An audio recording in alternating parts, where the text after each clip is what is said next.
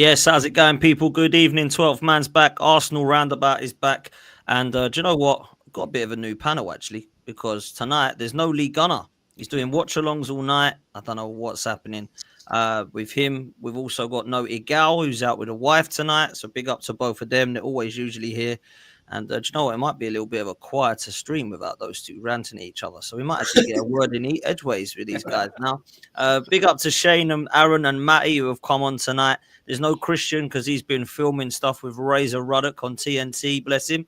So he's, I don't know what he's up to now, but he's going to be having a late one because of that. So he was not able to. You know what, Dave? Sorry to interrupt. I prayed that he ain't anything to do with an eating competition. No. It was football. He messaged me and said, look at this legend. And to be fair, he does make me laugh, Razor. So they had a good chat, but he's not going to be back in time. So we've got Shane in the house. How are you, bro? All good, Dan. Thanks for having me on. Making my debut, it's a big moment for me. You know, you were the first person to call my channel out, just over 2 months ago on your show, and the legend that is Donna Potts liked the first video he ever put up. She was the first one to like that. So, you know, I mean, it feels like a bit of a full circle thing here. But I'm delighted to be on, man. Absolutely delighted to be on. It's a pleasure and a privilege. Thanks for the call. Come on, man. Absolute pleasure. And you're smashing the channel, man. It's good to see every day. I see the breakfast signs. It makes me hungry every morning. And, you know, it's one of those. So big up to you, bro. I'm glad it's going well for you, mate. Aaron, likewise, man. Smashing the channel. Every time I see it, your work rate is insane. So big up to you, man. How are you? Yeah, no, buzzing for having me on, bruv. Honestly, yeah. Big up as well to all the chat, man. World-class chat. Don't forget to have a cheeky like and subscribe. I'm happy to be here, man. It's a great channel you've got. First and foremost as well, 40K. Come on. We're going to blink an eye, Dan, and that's going to be 80, bruv. And you deserve it, man. I know, man. We'll see. Let's get to 50 come on, first, Aaron. Come on. Yeah, you blink. You're going that way, bro. Come on, man. Come on. I know I'm winning when I see one, geezer. Come on, man. You're a legend, man. Thank you, my bro. DJ in the house. Come on, man. What are you telling me? Always a pleasure, Dan. Nice to be back again for another week on the roundabout, as usual. Yeah, I'm all good. Feeling a little bit flat, like a lot of Arsenal fans towards the end of the season.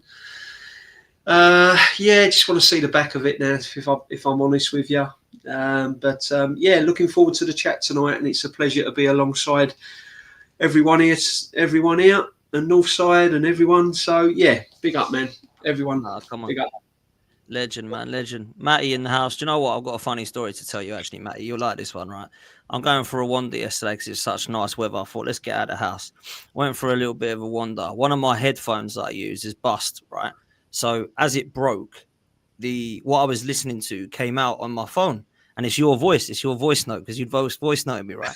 So I'm listening. This guy walks past. He says to me, "What podcast are you listening to, mate?" I said, "Oh, I'm not listening to a podcast. I'm listening to one of my friends. He's chatting to me." He's like, "Oh, his voice is so cool, man." He's like, I could go to sleep to that. That's cool. I was like, well, I'll let him know. So there we go.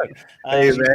I appreciate that, bro. Send people to sleep, mate. I don't know if that's a compliment or what that is, man. Hey, I need to get a contract with Amazon, do some stories. That's what you need, bro. You need bedtime stories, man. Man. Big up to you, man. Thanks for coming on, man. You're good, yeah? Absolutely, man. Glad to be here, man. The season is coming to a rough close, but it was nothing that we hadn't already predicted. So it's just a matter of not just getting through it. I'm more concerned about what are we going to be doing this summer, what next season looks like, and the season after that, because it's going to take about 2 seasons to get back on track here. So always good to be here with the fellas, man. Kenny, Northside, Aaron, JB, Shane, and yourself, man. Just looking forward to talking the talk tonight, fellas. Yeah, come on, man. Come on, you know. Kenny Ken, still living it up in that gaff, man. Every time I need to come and see your gaff, bro. You know what I'm saying? It looks so good. How you doing, bro? No, thanks for the nice like green screen compliment. But first and foremost, I just want to say, like, congratulations on getting 40K, but also big up to all of you guys as well, because all of you guys have got your channels. DJB's about to start his channel. Aaron's got a good channel as well. Shane does the Irish breakfast. I don't know what's the difference between an Irish breakfast and an English breakfast. It's still bacon and eggs. It's still bacon and eggs. It's still bacon and eggs, baked beans, fried bread. The last time I heard a toast, but I don't know. Maybe the sausages are different. But all I'm saying is congratulations. That Northside, always congratulations what you did. Matty as well, congratulations as well. Great channels. Personally, I think you're all mad doing it because I'll tell you one thing, right? You got all thicker skin than I have, mate. I may look like I got thick skin, but bloody hell, the compliments are brilliant. But all my advice to all you guys is hard, but don't let the bad comments get you down. I know, like they're like a magnifying glass to bad comments. But at the end of the day, don't give these losers what they want. Keep it going, guys. Listen, man, love that, Kenny. Love that. And big up to you, bro. You've been here since day one. Thanks for the compliments and the congratulations. North, feels like forever since you and I have been on here. I think the last time was probably your channel, bro, to be fair. How you been, man? You good? Yeah, just checked out, bro. I watched El Clasico, so I didn't watch the Arsenal game. So it was good, man. You know what I mean? It was good. You know, I love that. Yeah, Had a great weekend of football. Barcelona, Real Madrid. Yeah, man, Yamal, bro. You know what I mean? I don't really like the trim, but baller. Who cares, isn't it? You know what I'm saying? Do what you want when you're a baller. You know what I'm saying? But yeah, no, it was good. And yeah, man, just did a reaction from the highlights. Because I gave as much effort as the team gave. You know what I'm saying? This season, so just a highlight reaction, isn't it? You know what I mean? So yeah, man, it was good. It was good. It was good, man. It was good watching Barcelona, Real Madrid. It was nice. No toxic and negative energy there. You know what I mean? So, yeah. Nothing toxic and negative over there, man. It's nice. Nah, big up to you, bro. And thanks for coming on, man. I know it's been a while. I know you're busy, so it's good to have you, mate. And listen, thanks for the raid as well. I know you got till 9, so big up to you. We're going to raid to yourself afterwards as well. So that's all good. No Lee, no Igal tonight. Yardman and Stricto on Thursday. So this could be quite a more chilled one, man. I think there's a lot of people on here that are on the same wavelength. I know we all disagree on certain parts and aspects of the club, but right now things are looking pretty down. So let's try to start on, I don't know if I could call it a positive, but more of a light at the end of the tunnel comment or quote, right? Andrea Berta is here.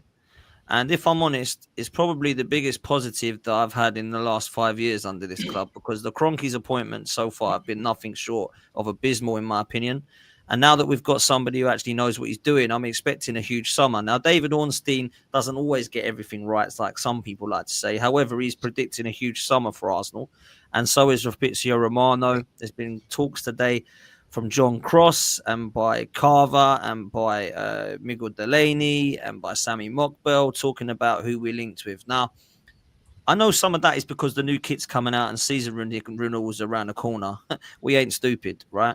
But there is quite a lot of rumours and certain positions that we do need to be strengthening that we're actually linked with. Before we go to some of those rumours, let me come to you first, Shane. What does this appointment mean to you? And what I mean by that is not just, it's a good appointment. I think we can all agree on that. Does this appointment have ramifications for Arteta's future? Or is this someone to hold Arteta's hand? Because I think for me, the question I was asked earlier was, do you think this guy's coming in to help Arteta? Or is he coming in to help and then to look towards the future appointment if Arteta isn't the guy? Do you see what I'm getting at? Yeah. I think it has to be. It has to be to at least push him, to make a change. Because as DJB says, you don't hire the best in class to come in and be a yes man. You don't hire someone that's worked with the likes of Simeone for so long. There had to have been give and take in that relationship. It wouldn't have lasted as long as it did otherwise. But that's what I'm looking for now is the take, because all Arteta's ever had with the people beside him is give, and he needs someone to start telling him that what he's doing is wrong. If he's gone up against him on this Gyökeres Sesko thing, I don't know how people know this, but we're going with transfer rumors and stuff like that. This is what I want to see. I want to see him saying, no, you're not having him. He's not good enough. I don't think he'll fit this. And Arteta will say, well, I want someone to fit the way I play.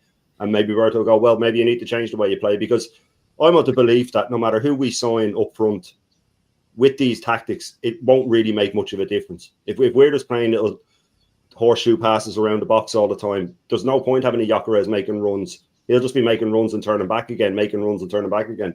So we need wholesale changes in the way we move, with the way we go forward with the ball. We need, yes, have a rigid defence, but he needs to let go when the team move forward. And by that, I mean just sort of letting them express themselves a bit. So hopefully Berta does come in to sort of push that on him.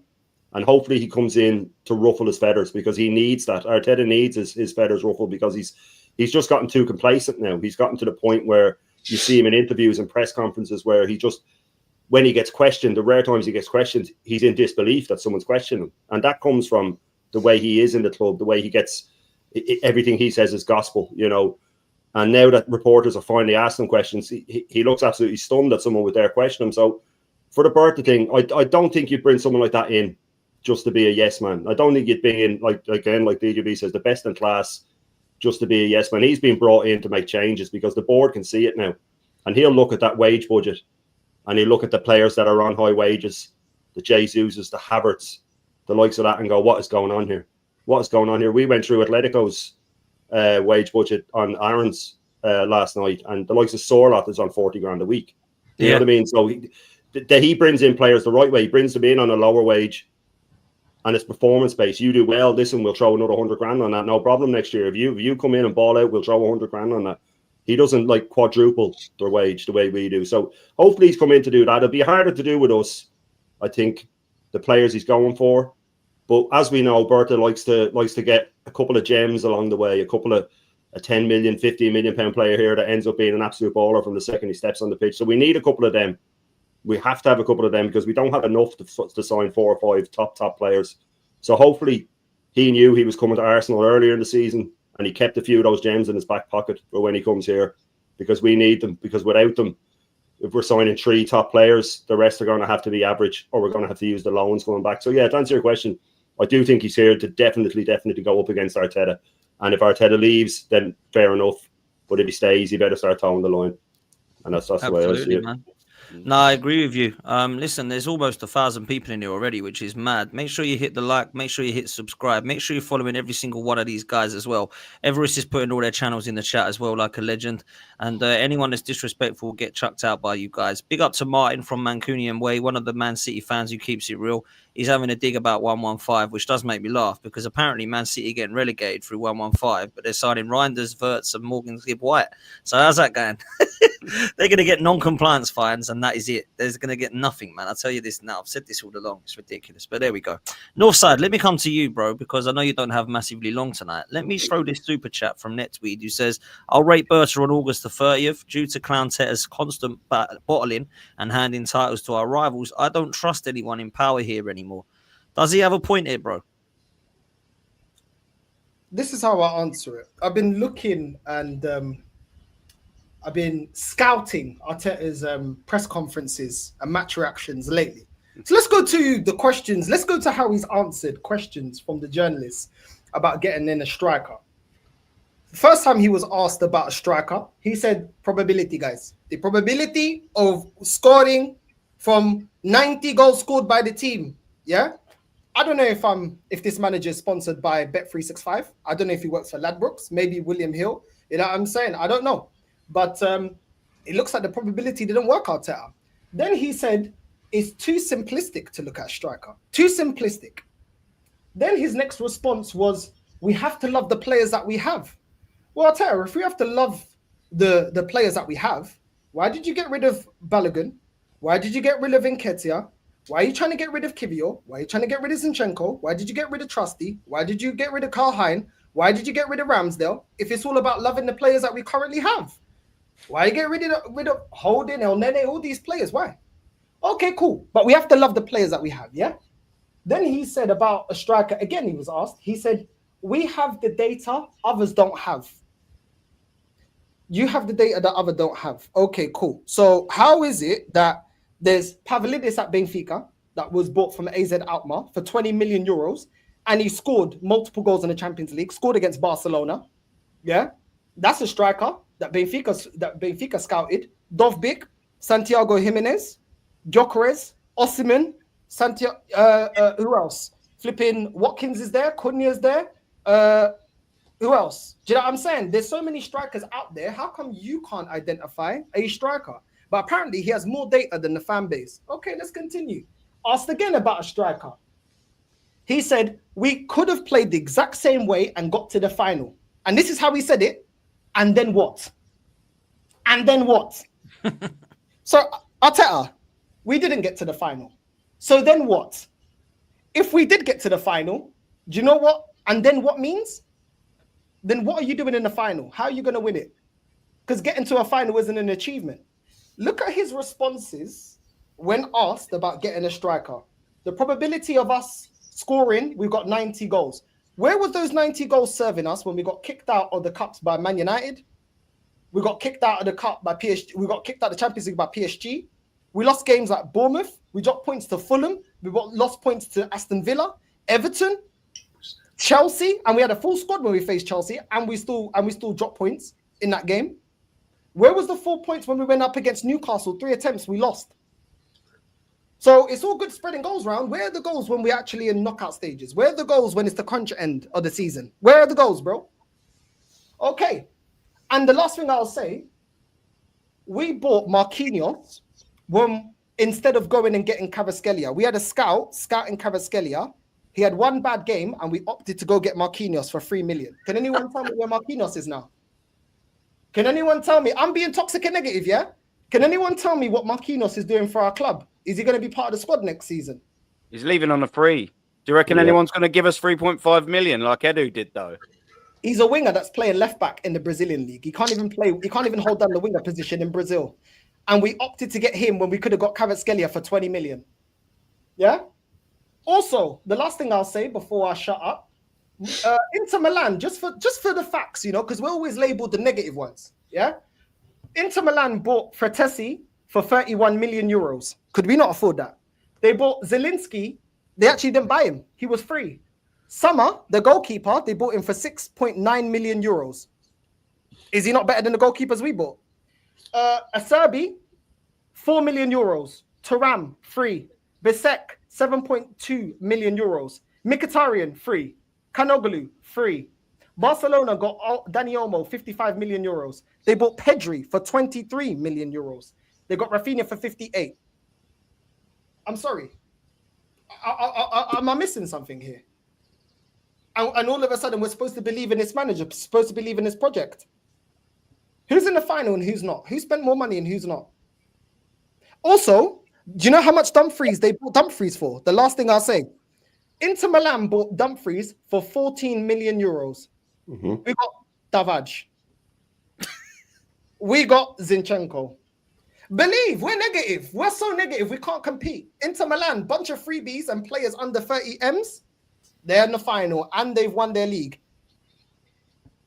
200 million he spent outside. 200 million in 4 years Inzaghi spent it. Do you know what's mad about what you've said right north as well? What I love about it, there's two things. The first thing is this is why we need Berta, because the guy's had 31 players now, and there's about 8 that I think are decent for a squad. The rest of them are questionable about whether they should be here or not, right? The other thing that makes me laugh is people keep saying, oh, well, if we would have had a striker against PSG, we might have. They didn't have a striker. Does anyone realise they didn't have a striker against us? They had Dembele, who's a winger, Kvaratskhelia, who's a winger, Doué, who's a winger, Barcola, who's a winger. The only striker they had was Ramos, who come on and hit the crossbar. That was their number 9. So they weren't playing a number 9 either. Now, granted, they've got better attack than us, but all of them are wide men.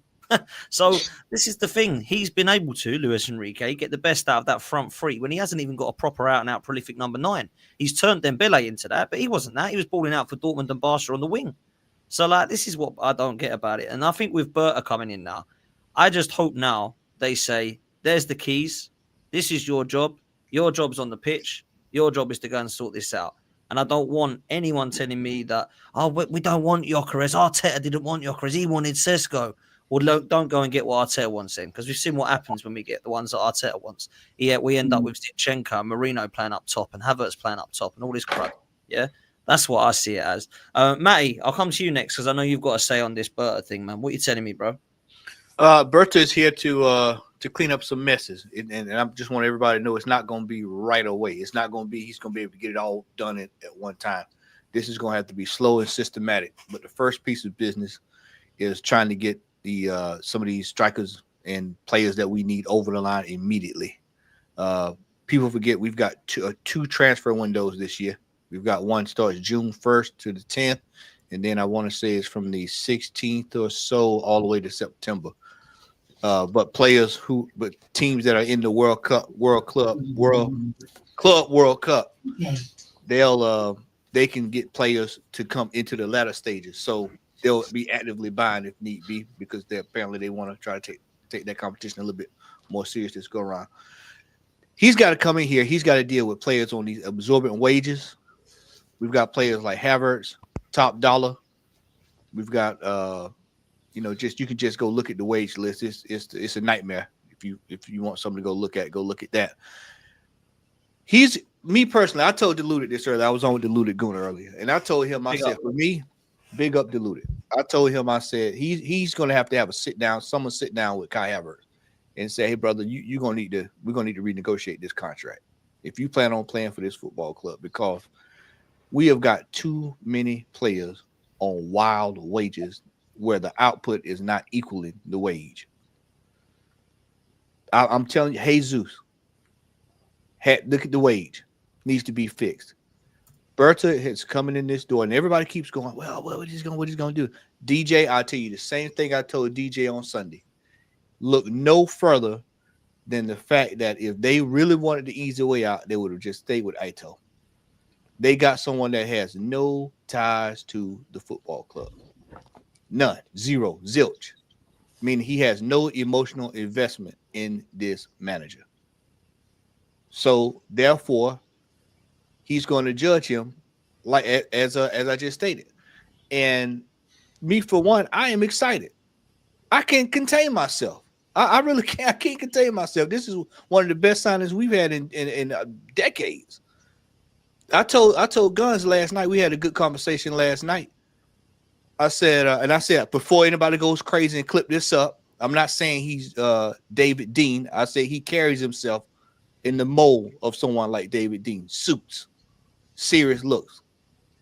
He's a no nonsense type of man, and that's what we need. We don't, Edu's laughing and playing, lollygagging. The first thing that Berta did, what did we see, gentlemen, when he got here? What was the first place that we saw him at on the training ground? I want to see how it's done. I hear these rumors about players dropping out. I want to see it from my own eyes, see what's going on over at the training ground. Goes to the game. You'll see him Sunday. They'll zoom in on him Sunday. And you'll see him there. If y'all noticed Arteta's press conferences as of late, since Berta's arrived, he's getting a little bit more irritated than normal. This brother is here, and he's going to do some cleaning up. And he's going to be looking. He's going to be watching. As JB says, he's setting the traps. He's going to be setting some traps. And I just want to see what we're going to do early in this transfer window, because this is one summer. And I'm serious about what I'm about to say, ladies and gentlemen. I am serious about this upcoming summer, because we don't have time to waste. We do not have time to waste. City will be looking. Martin's there. He'll tell you. Martin's in the chat. City's going to be looking.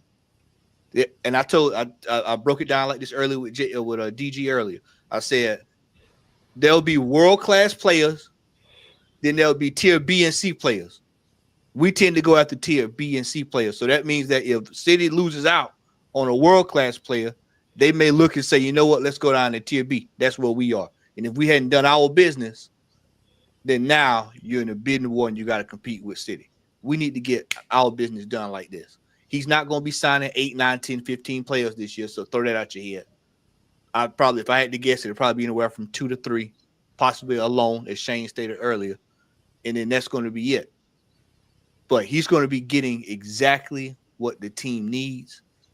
I want this manager to get everything he needs. I want him to, if he needs 16 goalkeepers, find a way to get him 16 goalkeepers. I want him to have every single thing at his disposal, so there are absolutely no excuses next year at all. None. I don't want to hear any more excuses for this manager. Get him everything he needs. If he needs 75 bottles of water give him 75 bottles of water, 30 towels, whatever he needs to get the job done next season. I am on board with it. I will repeat that. Whatever this manager needs to get the job done next season, I am on board with it, because I don't want any more excuses after 6 years. That's where I'm at with it. Mate, can I jump in there with that? It's what if I jump in there with that? Because look, I'm buzzing. I'm like you. I think I'm like the rest of the panel and most of the chat as well, I'm sure. Like, I'm buzzing that we've got Berta in, because he's the last person that we've signed outside of the playing staff with an actual CV since Unai Emery. Because Unai Emery had a CV. He had a CV. That's just facts. Everyone else that we've signed, regardless of whether it's been a manager, anyone else in the board, have just been a joke. So obviously for me, I sit there and I just think to myself, finally, we've got someone here that knows football. He's not a banker. He's not this. He's not that we've signed. I don't know why we do that. Put like bankers and investment guys up there to run football who don't even know how to spell Arsenal, let alone know the club inside out. It's very frustrating. But I've got to counter a little bit with that. Now, listen, I think Berta's going to do a fantastic job. But I would say to everyone, be prepared to be a little bit disappointed. And I'm going to explain to that. I'm going to explain why. Because we have got so much to do. Now, I hear, Matty, I do 150%. But before we even get into any incomings, this manager has got a lot. The manager, they've got a lot to sort out. He's got to negotiate what we're doing with Kai Havertz and Gabriel Jesus, who, by the way, neither of them are good enough. That's the position that we need as a striker. And both of them are sitting on 540k a week wages between them. We've got Martinelli taking up 180. We've got a captain who's useless on 240k. We've now got Zinchenko floating around on 150. We've got Mikel Merino, who is probably one of the worst left eights I've ever seen in my entire life. I probably prefer Janucci and Emoto to play there, to be fair. He's on 130. What are we going to do with him? We've got Calafiori now we've put on 120. He defends like Andre Santos back in the day. If you know, you know.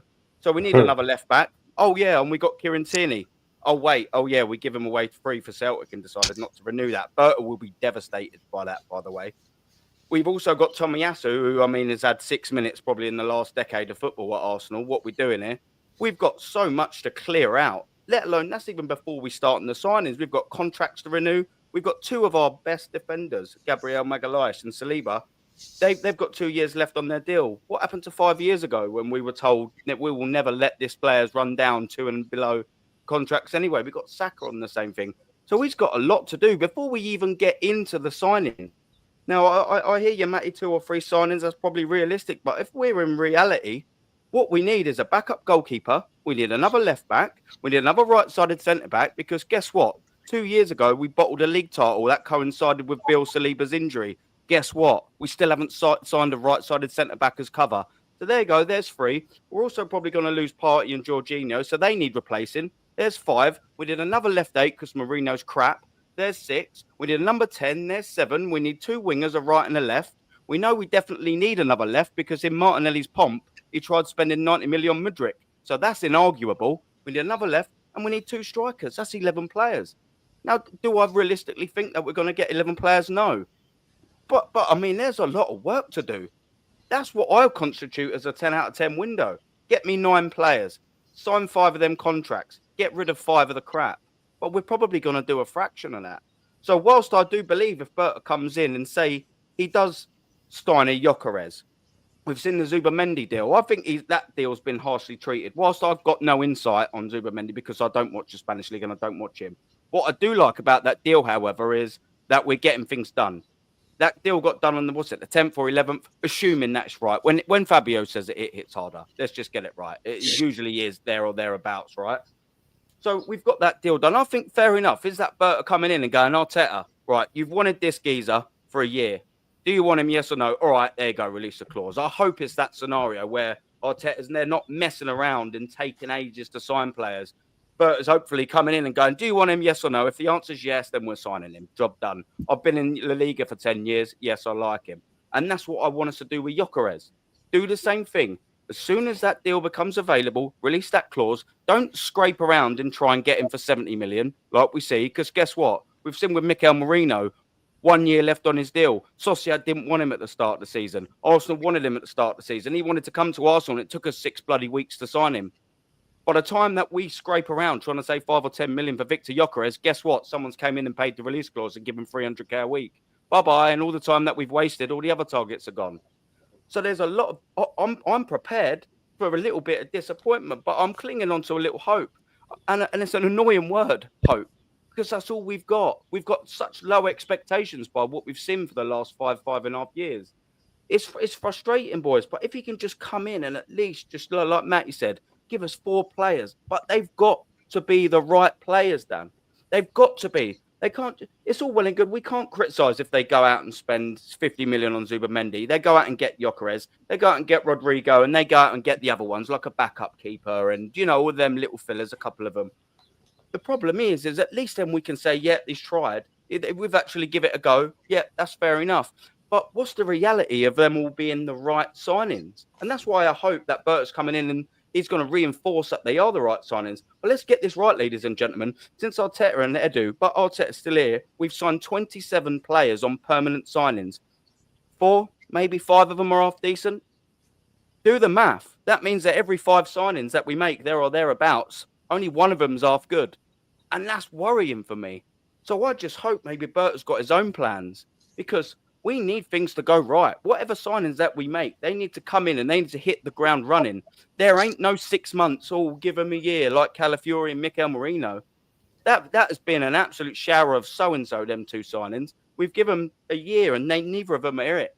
We can't afford that, because I'll tell you what, if we have another window like that, boys, no one's going to be shocked by what I'm going to say. We have another Mikel Merino and Calafiori, we're going to be 6th, mate, and downwards. We can't afford other windows like that. This is pivotal. This is a pivotal window. I'm not even saying it for the fun of it. Last one was, and look what happened. And look where we went. 15 points behind. 15 points behind. Embarrassed in the semi-final of a Carabao Cup. Embarrassed in the semi-final against PSG. Embarrassed in the 3rd round at home to Manchester United. And they had 10 men. Embarrassed 15 points behind. This has all got to work, or it's bust. And when I mean bust, it's bust, boys.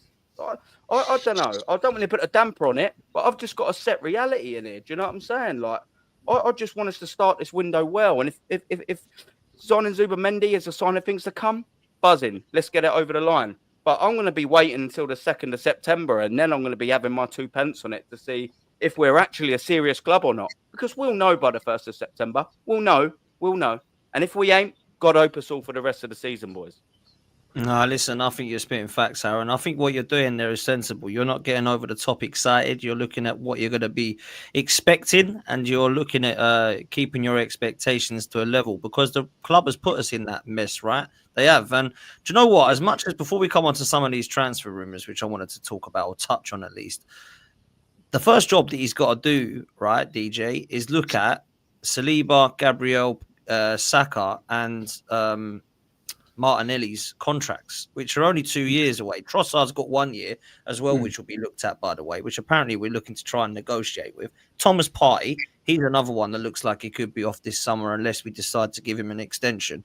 And if I just share with you what people are on at the moment, by the way, because this is a joke, these wages, when you look in comparison to some of the other clubs, by the way, they're absolutely scandalous. Whoever has decided to give all these money to these players. 280 Havertz, 265 Jesus, 240 for both Erdegaard and Rice, 200 for Partey, 195 Saka, Saliba 190, Martinelli's on 180, Sterling we've had to pay half his wages on 162 500, 150 for White, Zinchenko, Marino, I think he was on about 35 grand a week at Sociedad. He's now jumped up to 130.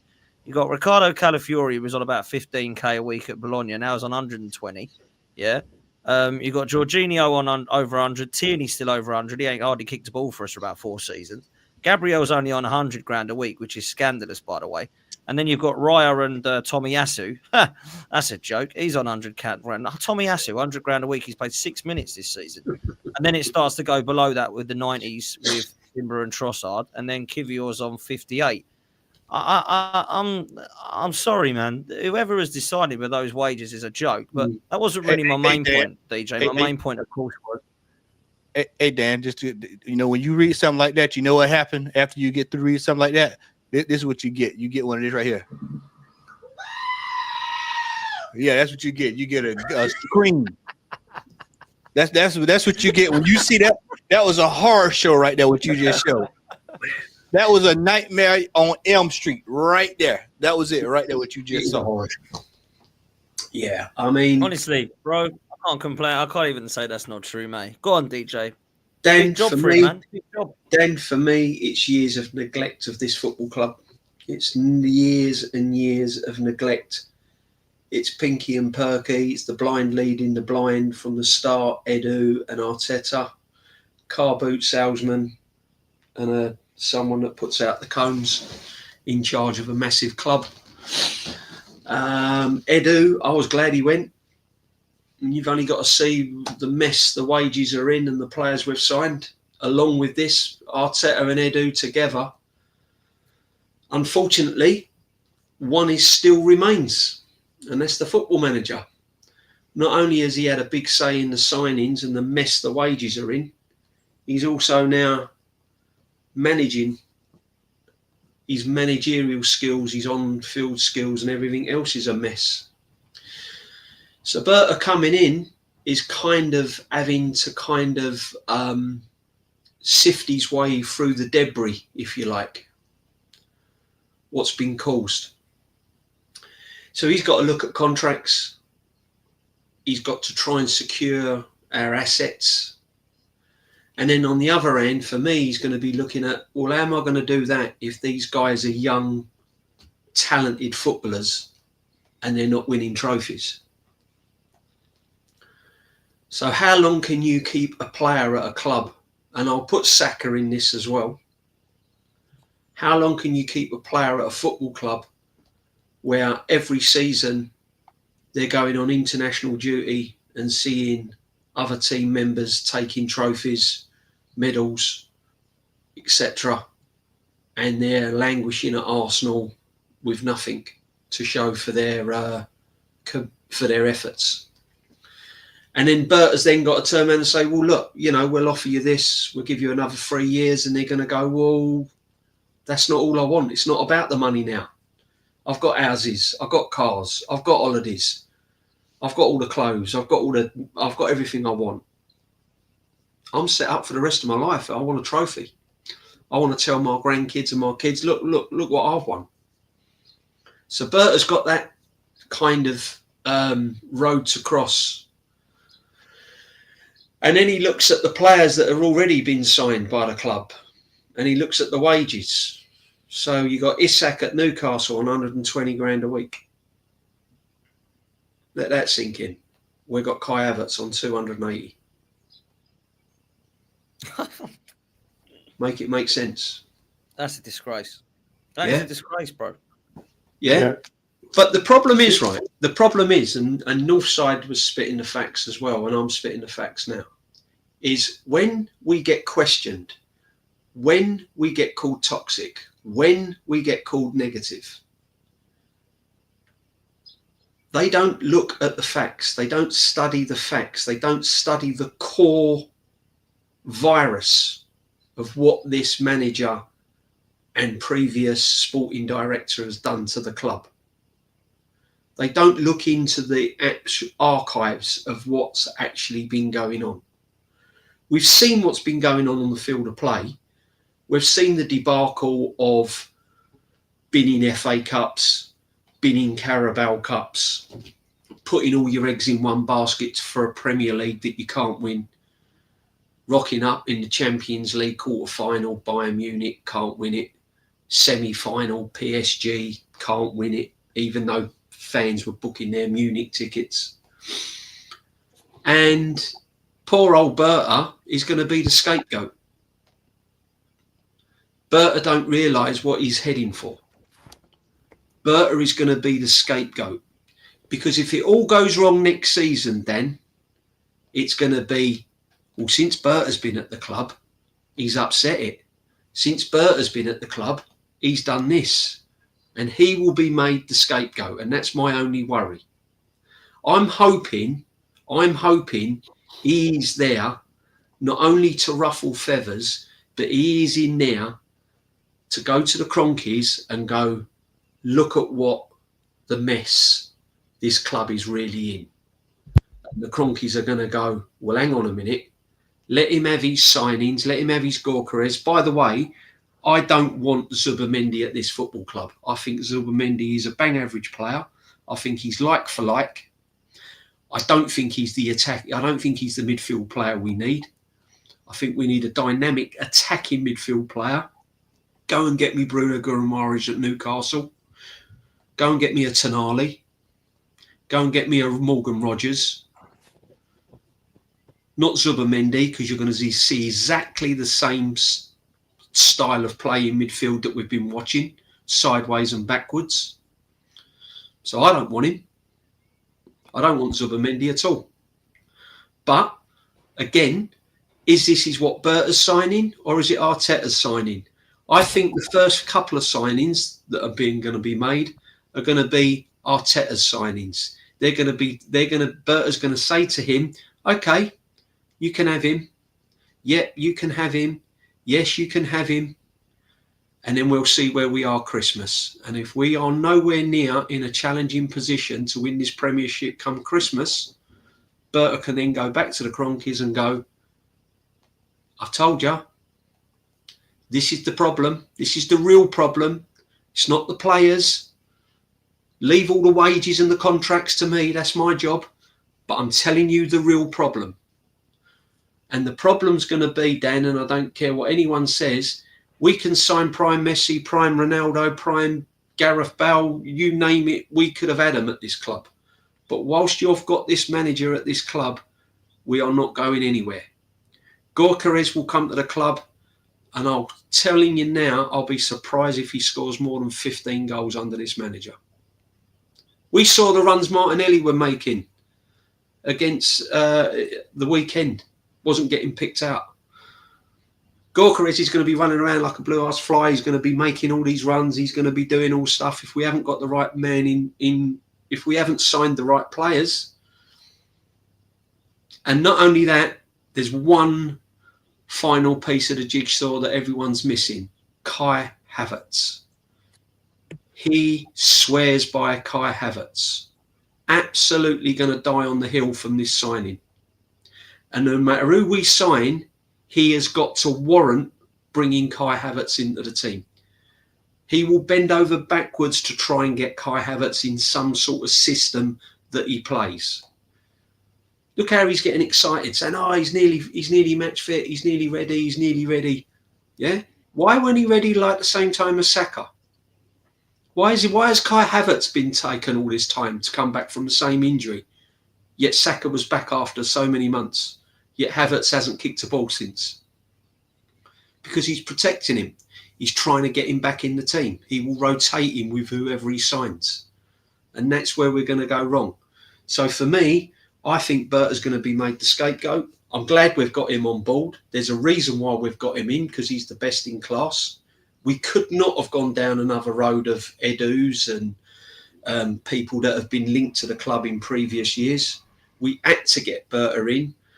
But I feel that Berta's hands are tied. I think he's got to really grow a pair and make his stand and really pull this guy for what he is. Because it's years of neglect. And we've been winging it for years. We've been winging it for years. Our league position, everything.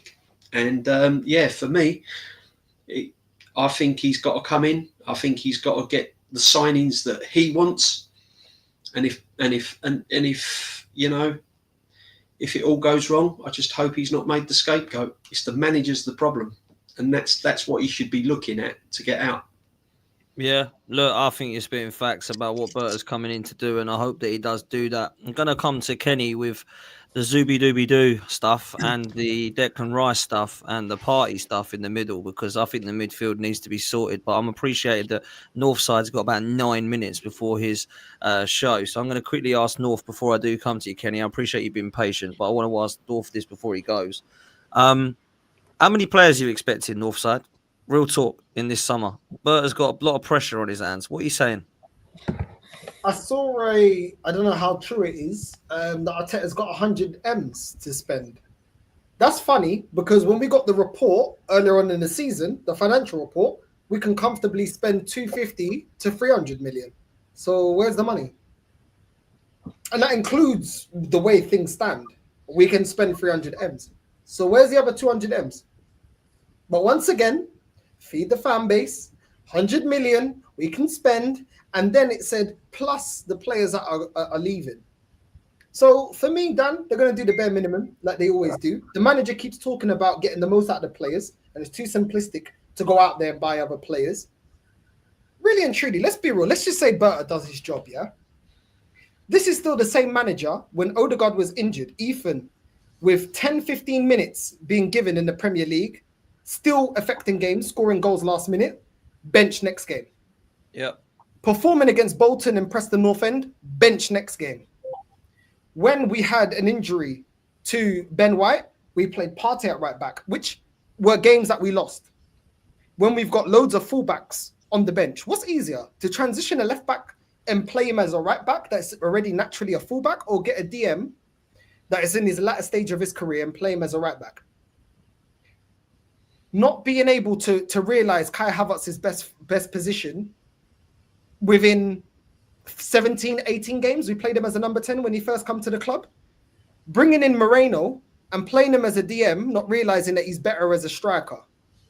Not seeing that Skelly is a better left back than Calafiori. Not realizing that Calafiori plays better if he's allowed to play as a winger than as a fullback. Not realizing that Zinchenko can play as a number 10 when you got an injury to Odegaard and you freeze him out the team in favor of playing Moreno in the 10. Because let's not forget, he played Moreno in the 10 earlier on this season. So let's just say we get everything done correctly. He doesn't play players out in form. He plays players out of position. He takes forever to see where players that he's brought in and he scouted, where their best position is. He tells us that he can get the most out of players. In-game management 3 times against Eddie Howe, can't figure him out. Enrique says that we can match any context of the quality of PSG. We're convincingly beat on over 2 legs. Couldn't beat Bournemouth, dropping points to Fulham, dropping points to Everton, dropping points to Chelsea. So away from the players, a manager makes a difference. And you know how a manager makes a difference? Lampard said with the Chelsea team that he had, it's going to take years for this team to get to the position where they can win major honours. Tuchel comes in, boom, Champions League. Same group of players, bro. What's the difference? Do you know what our plan is against PSG? Oh, we're going to press. We've been sitting back and the players are getting shouted at on the sideline. Get back, mark your man, get back. Then all of a sudden, within a game, you want them to flip a switch and everything that you've disciplined them for or put them on the bench for, press for 90 minutes. When you haven't coached that the whole season. But now you want them to press. Now you want them to take on their man. Now you want them to play out of the positions that you hold them to. What's our plan B? Long throw-ins. When that doesn't work, I don't know what to do, mate. I don't know. Why'd you look at me? You know what I mean? Why'd you look at me? Fine margins. That's what we get. Injuries. Oh, injuries. Okay, then utilize the rest of the bench, bro. Because I can utilize that bench. Zinchenko in the 10 if Odegaard dropping a stinker. Ethan in the 10. You can rotate. When Moreno's not affecting the games, why don't we play Martinelli through the middle? Didn't he score the other day playing through the middle? The cross in, headers it in, pace in behind, something that Moreno hasn't got. So this is the thing. People can talk about all this stuff about, oh, we need the right players, yeah? You still need the right coach to make the right decisions at the right time to get over the line. Inter Milan, Barcelona. That was a battle of 2 tacticians. Both of them started changing the way that they were playing, did certain changes to affect the game. All of a sudden, it's a battle of styles. And they changed up. I thought Inter Milan's a defensive team. Why did they start pressing them in the second half? I thought they're a defensive team. Why are they coached to be able to take the game to Barcelona? Why can't we do that? Why can't we? Oh, yeah, because we haven't got the coach that's available to do that. We don't have a tactician. And if he's such a tactician, when Man United in the cup knocked us out, they were down to 10 men, and this manager keeps talking about injuries and going down to 10 men. Why would Man United, Dusty finish Man United down at 16th, 17th? Why were they able to beat us with 10 men and they're finished? And we're supposed to have a manager that's getting all his pieces, money spent, time given, and you can't beat a 10-man Man United. Please explain. Because I thought this guy's incredible. We can't talk about him. We can't say anything about him. I want to know. These men are going like I'm mugging off their dad. He ain't your dad, bro. And if you're offended by what I say, I'm not your mum, bro. Yeah? If you want Bitty, go get Bitty. No, I'm done, bro. I'm sick of it because the excuses don't line up. And if you man are telling me, oh, get behind my Arteta said back the boys. Let's see how many players we get rid of. Because Kivio's getting linked with a move away. Zinchenko's getting linked with a move away. Jesus is getting linked with moves away. But the funny thing is, we have to support all these players, but you got rid of ESR. I thought you're going to grow the players together, bro. What happened to Charlie Patino? Anyone seen Charlie Patino? Because I thought this manager's incredible at developing players. Has Martinelli developed this season? So you can give him all the players that you want. If the manager doesn't affect the team and it's all about the players, then just get the players that Berta wants and get ChatGPT on the sideline talking to Albert through the AirPods, and then we'll let ChatGPT just do what because apparently we can't criticize the manager yet. I've seen Conte go to Chelsea, didn't have all his pieces and get over the line. I've seen Slot go to Liverpool when Arsenal fans said they need pieces, they need the team to develop. Really, Slot within months transformed Gravenberch, Gakpo, Diaz. They didn't even have a proper striker. Let's be real. They won the league. They don't even have a proper striker. So what's the excuse? Jota's been injured all season. Darwin Núñez, no one respects. How are they winning the league, bro? I thought he needs his pieces. How is he developing all these players, bro? That are not even his. It's not his players. It's not his pieces. Facts. But with us, we're 5 years. We still have to develop. Yep. Facts, bro. You're thin. So good at developing players, yeah. Zinchenko, that people told us is pivotal to the way that we play football, has been iced out the team because he can't defend. I thought this guy's good at converting players and getting them playing in different positions. So Zinchenko can't play left back. Kivior can't play centre back. Ben White can't play centre back when we have injuries. No, you can't develop them. No, impossible. Odegaard, all the players he's brought to this team play better outside of the position that he's asked them to play. Moreno plays better as a striker, you bought him as a DM. Zinchenko plays better as a 10, you bought him as a left back. Crazy, man. So what are we doing here? Oh, but we can't say anything. We can't say anything because you get upset. Fine margins, guys. Fine margins. Well, where is. And this guy's voice is jarring. Yeah, but I guess you get excited when Arteta's talking. No worries, bro. It's okay, man. You know what I mean? Make sure you squeeze that lemon real tight. You know what I'm saying? Oh man, some of these people are mad, you know. They love some Arteta, bro. No. You're a legend, man. You're a legend, North. Why always me? I need to get the Balotelli. Why always me? Why always me? It is always you, man. Look, man, I know you got to shoot, bro, because you got your show. We're going to redirect you anyway soon, man. So big up, man. Thanks for coming on, bro. Big up, North. Big up, bro. Come on, man. Big up, North. Take care, bro. Kenny, this midfield needs surgery. We got Zubimendi in, Jorginho out, Party ?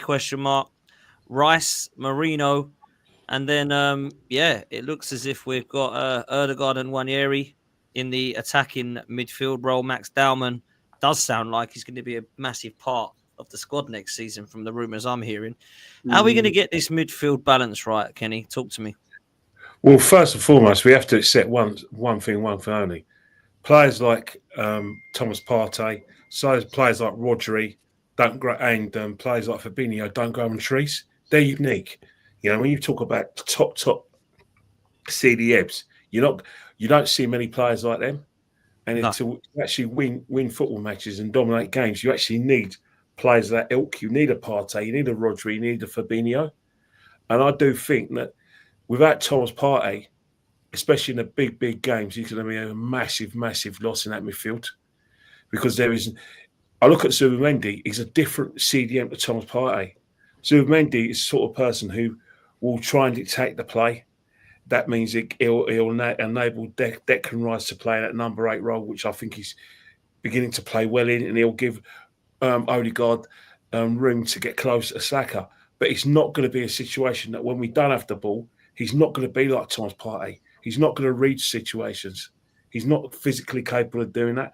Getting back to help out the back four, getting back to sniff out danger, and then still being able to dictate the play. And lend himself into the attack and get Odegaard up further up the field. He'll do the attacking bit right, but defensively, I have my reservations. Mourinho as well.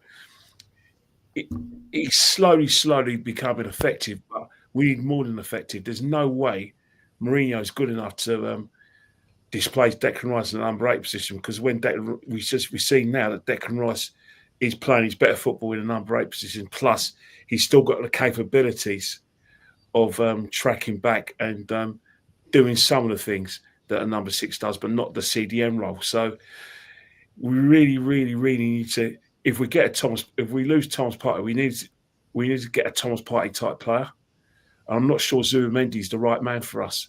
He'll do all the attacking things, but off the ball, we're going to be a lot weaker without Thomas Partey. And what you're going to find is Declan Rice is going to be shuffled to the number 6 role, a position that is going to he's wasted in. Odegaard's going to get further into the midfield, play from deep, and you know what's going to happen. Off the ball, he'll probably be a bit better. He'll press from the front. But when you want him to do the creative, things like, create chances for Saka, have his shots from 20 or 30 yards, he won't be doing that enough. So we really need to get the midfield situation, spot on. And therein lies the problem.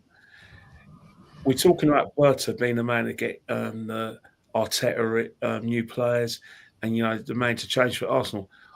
I still think that if you want proper revolutionary change, you have to get rid of the manager.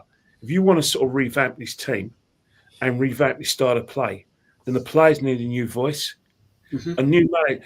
And the only way you can get your own players in and change this team is if someone else is in charge. Someone who's going to get that balance right between being difficult to beat, being stingy off the ball, but get the attacking right. Get the balance. For instance, in 22-23, our attacking play was really a joy to watch, but we lost something off the ball.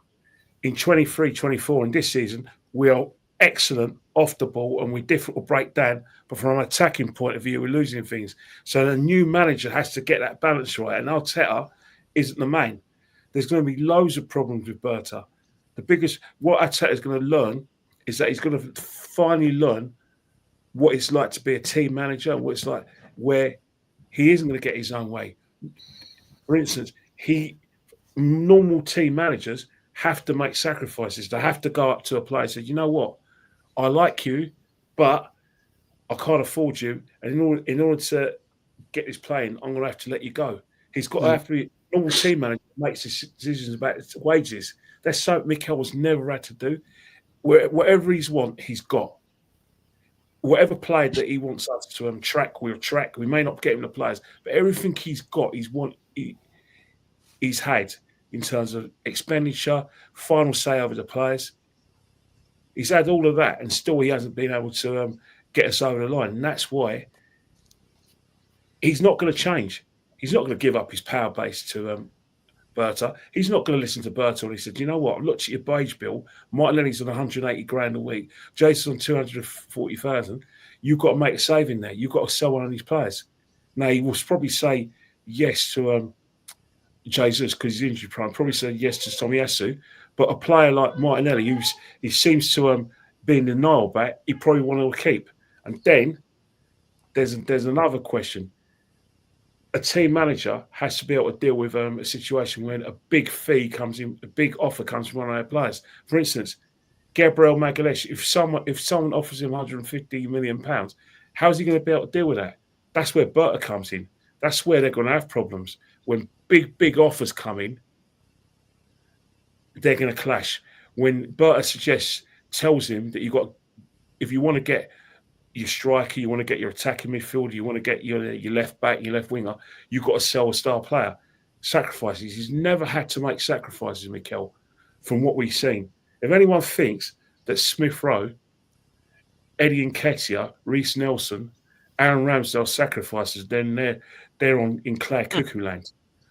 Under no circumstances was a number 2 goalkeeper who only played Premiership games when he played Brentford a sacrifice. That's no sacrifice. That's a given. Get rid of him. Don't waste of time. Smith Rowe, who hardly ever got a kick in 2.5 seasons, is not a sacrifice. Eddie Nketiah speaks for himself. The minute Kai Havertz became the solution up top, he became surplus requirements. That's not a sacrifice. That's the easy one. And how long have you waited for Reece Nelson to be that special player? I'm still waiting. I mean, and I've got grey hairs. I didn't have grey hairs when Reece Nelson was making his debut and everyone's saying great things about him. It didn't happen. So these are the sort of things he's going to have to deal with if he wants to get these players. And I know it sounds pessimistic. I know it's, why can't you just give him one more year? Well, I'm sorry, but I'm not in that kind of give him another year bracket. Give him another, because next year, this is going to be the scenario. If we get 93 points, they're going to want to give him another year because he increased his points tally by, let's say, 23 points, because we'll probably get 70 if we're lucky, right? So next year we get an extra 23 points. That is going to be another reason why we should keep him and give him another year. The same thing we're hearing now where people said, yes, give him one more year because of the injuries, give him one more year because of the suspensions, give him one more year because he hasn't got the team he wants. You're going to get the same thing next year if he gets a striker, if he gets a left back, gets a left winger, and we still fall short in Europe. The only reason why we are hearing this narrative of giving one more year is because we got to the semi-finals of the European Cup and no one expects us to get there. It's paper in the cracks. The semi-finals of the European Cup, that would not be their backup plan and say, give this man one more year. Paper in the cracks. Paper in them cracks. All we do is paper in the cracks by keeping this guy. And I'll tell you one thing right now, the players you think you're going to get, it's not going to happen. You know what's going to happen? It's only going to happen if we see a big star leave. And I don't want any of our fans to start getting protective, because be realistic. Be realistic. If you want to be another Man United where you sign star after star after star and you can't find yourself in debt, then be like that. But I don't want us to be like that. I want realism. And let's face it, these guys ain't legends. Legends win trophies. To be a legend, you win a trophy. Saliba and Gabriel should never be mentioned in the name of our great players because they haven't won anything. That's why I was always pushing about Alexis Sanchez. I know you guys loved Alexis Sanchez. And I know some of you think he's better than Robert Pires. But Alexis Sanchez gave me 2 FA Cups. Robert Pires gave me an Invincible, a double, and an FA Cup. That's who I deal with.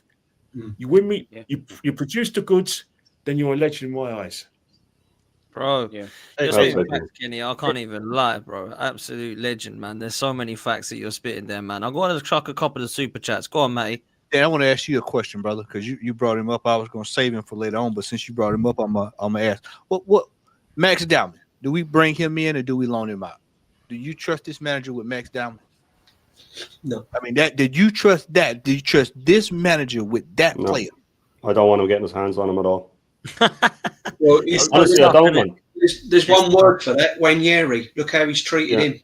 Exactly. Not even 30 seconds of football. And then, you know, the young kids there watching Kieran Tierney play on the right midfield. Yeah, he'll grind the player out of him, DJ. That's what he does. Wanyeri's sitting there. The only way Max Dowman gets a game is if Partey's injured, is if Rice is injured, is if Marino's injured, is if Odegaard is injured, and probably everyone. Like that. The point I'm trying to make is every midfielder have to be injured for him to get a game. The only reason why he's played some of these youngsters is when he's backed into a corner. Let's get it right. Let's go all the way back to Saka and ESR. He didn't play him because he saw something special in him. He played him because he had to. There was no one else because he come into that team. He didn't play even Ranieri when Odegaard was injured. He took him till we got Saka injured and Martinelli to play even Ranieri because there was no other option. And guess what's happened? You know, look, he ain't had a minute since. The same with Miles Lewis-Skelly. It's the same thing. The only reason he's played him is because he don't like Tierney for some reason. Calafiori is always injured. Shock. And Zinchenko, he's not a left back, is he? And he's always injured and all. He's fell into it. Absolutely. Every single young player that you've seen come through this rank, this football club, he's been backed into a corner to make the decision. It's not been managerial now, so he's seen something in him. It is just because he had no other choice. And that's fact. Look at the Marino. I know it's a slightly different task. He didn't see Marino as a striker. He had to play him there. And it's exactly the same principle with all these young lads. He's backed into a corner and then he makes his decisions. Yeah, and with Lewis-Skelly as well, when he said, "Oh, guys, I saw him in one training session, guys, and I saw him as a left back, guys." No, you didn't. You were out of left backs, which is astonishing in itself, considering we're a team. You could make a 5-a-side team out of the left backs, but we're out of left backs, and you just saw a young player that has a left foot, so you threw him at left back. Miles Lewis-Skelly is one of those players that's so good that apart from putting him in nets, if you put him anywhere, and centre back, obviously, he'll do well. You know what I mean? And he's young and he's being developed. And on that thing, I've often said this to you, Aaron, and it really got to me when Arteta made that quote about I saw him in one training session and put him as a left back. He just pretty much disrespected all the work that Hale End had done with that kid. Everything that they've done over all the years that happens to him since, say, he was 8 years old. They've worked on him. They've worked on every aspect of his game. And he's gone, don't worry, guys, I'm here now. I see this. I see that. He has to start playing in midfield. And on the Max Dowman thing, I think a gal put up there, oh, yeah, don't loan him out. You can't loan out a 15-year-old. We're not talking about now. We're talking about when he's of age. And I don't want Arteta getting his hands on him, Paul. But I don't want him ruining his game the way he does with all the youngsters. Because let's get it right. As good as Saka is, if he had come through under an Arsene Wenger, he'd be twice the player he is now. He would be twice the player he is now. He'd be putting up numbers up there. Maybe not with Salah, but he'd be close to that already. The same goes for Smith Rowe. Saliba would be even better under him. Nwaneri would be getting a lot more games. I want Nwaneri to go. I don't want him to leave permanently. I want him to go out on loan to somewhere like Dortmund where they will build a team around him. And by the time he comes back, Arteta's gone. That's all I want with him, because if he could leave permanently, and do you know what? I wouldn't blame him. I would not blame him if he left permanently, because but look, we've seen the way he's been treated is disgusting. Even if he did miss training, right? Even if he missed training, do a George Graham, fine him a week's wages, berate him in front of the team, make him do a few laps, drop him for one game, and then edge him back in. How is that teaching the kid a lesson? How is that teaching the kid a lesson if the punishment for a small transgression is the exact same for the punishment as a massive transgression? How is that? I mean, that's like every jail sentence being life, no matter what you do. You know what I mean? So I understand being strict with kids, and I understand all that. But let's get it right. He is a kid, man. If anyone has teenagers, trying to get them up in the morning is a nightmare. They're teenagers. You have to give him some leeway. And if he did, like you said, Aaron, before, if he was late for training or he missed training, you'd almost side with him going, because no matter what he does, he must look at matches and he must look at Odegaard's performances and go, right, that's my position. No matter what Odegaard does, he's not replacing him. He could turn up for training 2 hours early, leave 2 hours late. Odegaard's still getting a start. And that is no incentive for a player. Well, no matter what age they are, what kind of incentive is that for Tierney to train with these kids that Arteta's bringing to away matches in the Champions League with no intention of playing them? Why are you making Tierney go over if you're not going to play him? You know what I mean? It's just a power thing with him. And obviously he doesn't have the players to put on the bench. But if I was a young player under him, I wouldn't want to work under him. And the same goes with the transfers. And I'll finish on this because I know I'm rambling on. When we're looking at these Ossimans and these Gyökereses and these types of players, if I was an attacking player worth anything at all, I would not want to work under that manager. Why would you want to work under a manager that has no proven track record with attacking players, who plays tactics that don't suit attacking players, who looks at the first thing when he goes scouting is, what's his work rate? What's his work rate like? I don't care about a forward player's work rate. I don't care about a number 10's work rate. I want them to work hard for the team. And most players do work hard, yeah. But I want him to save his energy for when he goes forward. Salah was asked at the end of the season on the pitch, what's the difference between Slot and Klopp? Doesn't make me track back as much. Guess what? No hamstring injuries for Salah this season. It's simple. You don't have your attacking players doing 80% of their running going backwards. And that's why a lot of these players won't come. It won't have anything to do with us being Arsenal or money. Any forward that's worth of salt would not come here for that sheer reason that they won't get used properly, and they'll end up losing their place in their international teams and all that because they'll be getting dropped for Kai Havertz. Shane, do you know what's facts there? And the real question to ask here, the real question to ask, hold on again, one sec. The real question to ask here is, you said it, what is Max Dowman's work rate? Because we've seen that Mikel Arteta will not let a number 10 or any creative player express himself. So if Max Dowman hasn't got Arteta's work rate, bye. You will never get a game under this manager. Honestly, bro, what are you talking about? Let me land. No, you're talking shit. You're all talking shit. Yeah. What it's we actually do ridiculous. is, I'm going to finish making my point, and then you can come in. Yeah. So, right. So basically, yeah. What I'm trying to say is the point is, before I was rudely interrupted by a gal, is what we're doing here. I know, it just jumped on. Yeah, here we go. This is probably going to be like this for the rest of the show, ladies and gentlemen. Now, so the point I'm trying to make is, name me a gal as well. Name me, because you know loads about football, one world-class player before, present, and probably a world-class player in the future in the number 10 whose best attribute is tracking back. Oh yeah, there ain't none. They're not designed to track back. Magicians, let them do magic. Number 10s are not designed to run and sprint back, because guess what? While they're defending, they're not creating chances. It's not rocket science, is it? That's why he's destroying Max Dowman. That's why he's destroying... Well, that's why we'll destroy... That's why he's destroying Ranieri. You don't run back. All right, well, how are you going to be effective going forward then?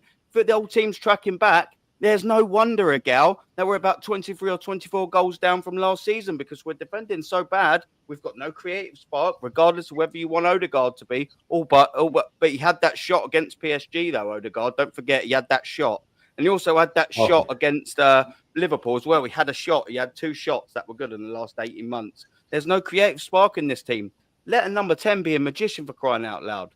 Come on, what are we doing here? Name me one world-class 10. World-class 10 who's well renowned for being a track backer. Come on, anyone tell me. Nah, Well, none. there ain't They one, don't bro. exist. That's what it is. There ain't one. You're spitting facts. Look, a lot of people have said before I let a gal come in because I do want to because he clearly disagrees with a lot of them. Does What everyone have the facts? same? Does everyone have the? Huh? No. Does everyone have the same opinion as Matty and Shane and Aaron here? Kenny, DJ, Name are me you one worried then. about? Are you worried Miguel, about name me one. One player. Max Dowman? Are One you worried about one area? Because Lewis-Skelly has been quality this season. Obviously, Martinelli and Saka, I would say under Arteta, one's flew, the other one for me has not developed into anything I thought it was going to be. I do have issues around the attack with Arteta. So, are you worried that Max Dowman? Because look, he's only 15. This kid, I don't think we're going to see much of him next season. It's too, Danny, it's too early. It's too early. Yeah. The Ranieri situation is that, as much for footballing reasons, I've backed the manager because of what I saw against Brentford. But I didn't just. It wasn't just Brentford. I saw it in other games for footballing reasons, and it's not because I don't rate Ethan. I do rate Ethan, but when I look at what Mikel wants from his players, I don't see at the moment how Ethan can get regular games. Because the reason why I do that is because Mikel micromanages his players. He tells them where to move, where to run, and there's a lot of don'ts that with Arteta, for instance, you have to make sure that we're compact. You can't let your attacker leave you you can't leave space for an attacker, so we're outnumbered on the counter attack under this man. You can't play the diagonal ball. You can't shoot from 30 yards because if you lose possession and the opposition gets in the attack, they're in control. Because I always say, from a football point of view, when you're running, basically when a team's attacking you, you're running backwards effectively. You're running backwards because you don't know what's behind you. They're moving at space, so you're having to look at the player, but have eyes at the back of your head to see whether the right back is coming down you, or whether someone's, like Saka's coming in fit. Well, the opposition's right winger is coming in midfield. So you're doing all of that when you're in the retreat, and that always happens if you lose space and you lose your man or you lose possession. So when I look at Ethan, when he wants to play with that je ne sais quoi, for footballing reasons, he doesn't seem disciplined enough to play that man. Because I saw what happened with Pepe. I've seen him berate Saka sometimes during matches, especially in the last 10 minutes when we're holding on to a lead. This is the Mikel I know. Now, I'm not criticising Ethan because I don't rate him as a footballer. It's because I know what Mikel wants from a footballing point of view. And because I know what Mikel wants from a footballing point of view and how the team plays, I have to agree with the decisions. However, I've been told it's not footballing reasons. Well, I mean, Kenny, I'll come in on the back of that before Regal comes in. I mean, right, let's say Ethan Ranieri. If he's not playing the way the manager wants him to play, get the best out of him to benefit the team. If you're a good coaches get the best out of players and play to their strengths. Yeah. So, he can work with Ethan and he can turn Ethan into a good attacking final third player. If he's a bit lazy and he's not tracking back, perhaps that's not his strengths. Managers have to find a way. Just to cut you, DJ. Sorry to cut you. I think Ethan will go to the top, whatever. I think a bit like Saka. I think he's that good. I don't think that even Arteta can ruin him. I honestly believe this kid is going to be special. I think the question you've got to ask, you've got to ask with players coming in is Arteta willing to change his style of play? No. Is he willing to adapt his style of play to suit the players that we want at the club, the players that are coming through the academy? Can this manager change his style of play? If the answer is yes, fair enough. If the answer is no, then it's time that we need someone to adapt to different style of plays. Because I've seen Arteta's plan B. Now, unless Max Dowman's got a whacking great big long throw, that's Arteta's plan B. We've seen it on numerous occasions. When he's under the cosh, when he needs to change things, we've seen cross after cross go in the box, no one in there.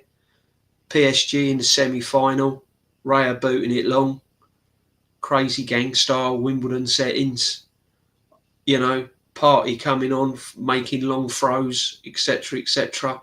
So we've seen the plan B of Mikel Arteta. He hasn't got one. He hasn't really shown us he's got a plan B. If plan A breaks down, then he's found wanting. And this is my worry when young players are coming through. Can this manager manage them? Can he take them to one side? Can he discipline them in the right way if they need discipline? And can he get the best out of them? Can he make them better players at what they're good at? And I haven't seen any evidence that this manager can do that. No. I've seen Saka bottom out because Saka is naturally gifted player. Saka will ball wherever he goes. He doesn't need much coaching. You can make him better. You can make him that next level. And I haven't seen Saka go to that next level yet under this manager. I've seen Martinelli fall off a cliff. I've seen Trossard not improve. I haven't really seen Declan Rice improve since West Ham. No. So come on, Okay. you know. Let me ask Igal to come in because I know he disagrees with quite a lot of what's been said. So come on, Igal. What do you disagree with, mate? Go on. Have your say. Bro, let me park up. Let me park up. Let me park up. Let them continue talking for a bit. Oh, okay, bro. You jump in when you're ready. He needs to carry on Googling defensive number 10. I just wanted to say on what DJB said, and we made this point. Sorry, Dan. We made this point before that, you know, we were told I was on Lee's channel and we were watching Barcelona and me and Matty were on it and we were talking about Yamal and someone said, oh, you know, you can't coach that. You can't coach that sort of talent. Yeah, but you can coach it out of them. You can coach that talent out of them, or you can coach that flair out of them. And Kenny made a great point about, you know, it is Arteta's tactics and Nwaneri isn't learning. And I remember that Brentford game. He was on him all game. He was constantly telling him get back, and he was really like the veins are popping on his neck. But as a coach, like DJB said on the flip side, that, you know, you do have to understand what type of player you have, and it must let him know that his tactics are just too rigid to suit attacking players. You know, and we need to. Not just for Nwaneri's sake, but he needs to loosen up when you go forward. You look at Inter Milan, they're really rigid defensively, but when they break forward, it's a free-for-all. You know what I mean? So you can get back into position then and be rigid in defence. I just think Arteta's gone so far now with PTSD from 22-23, where we started letting goals near the end of the season, that he's gone so defensive that it's all he thinks about. But you need to be able to flip it as well, and you need to understand that when you have these players and you're making them track back all the time, when they get into the final third, that little bit of sharpness is gone because they've just been tracking back so long.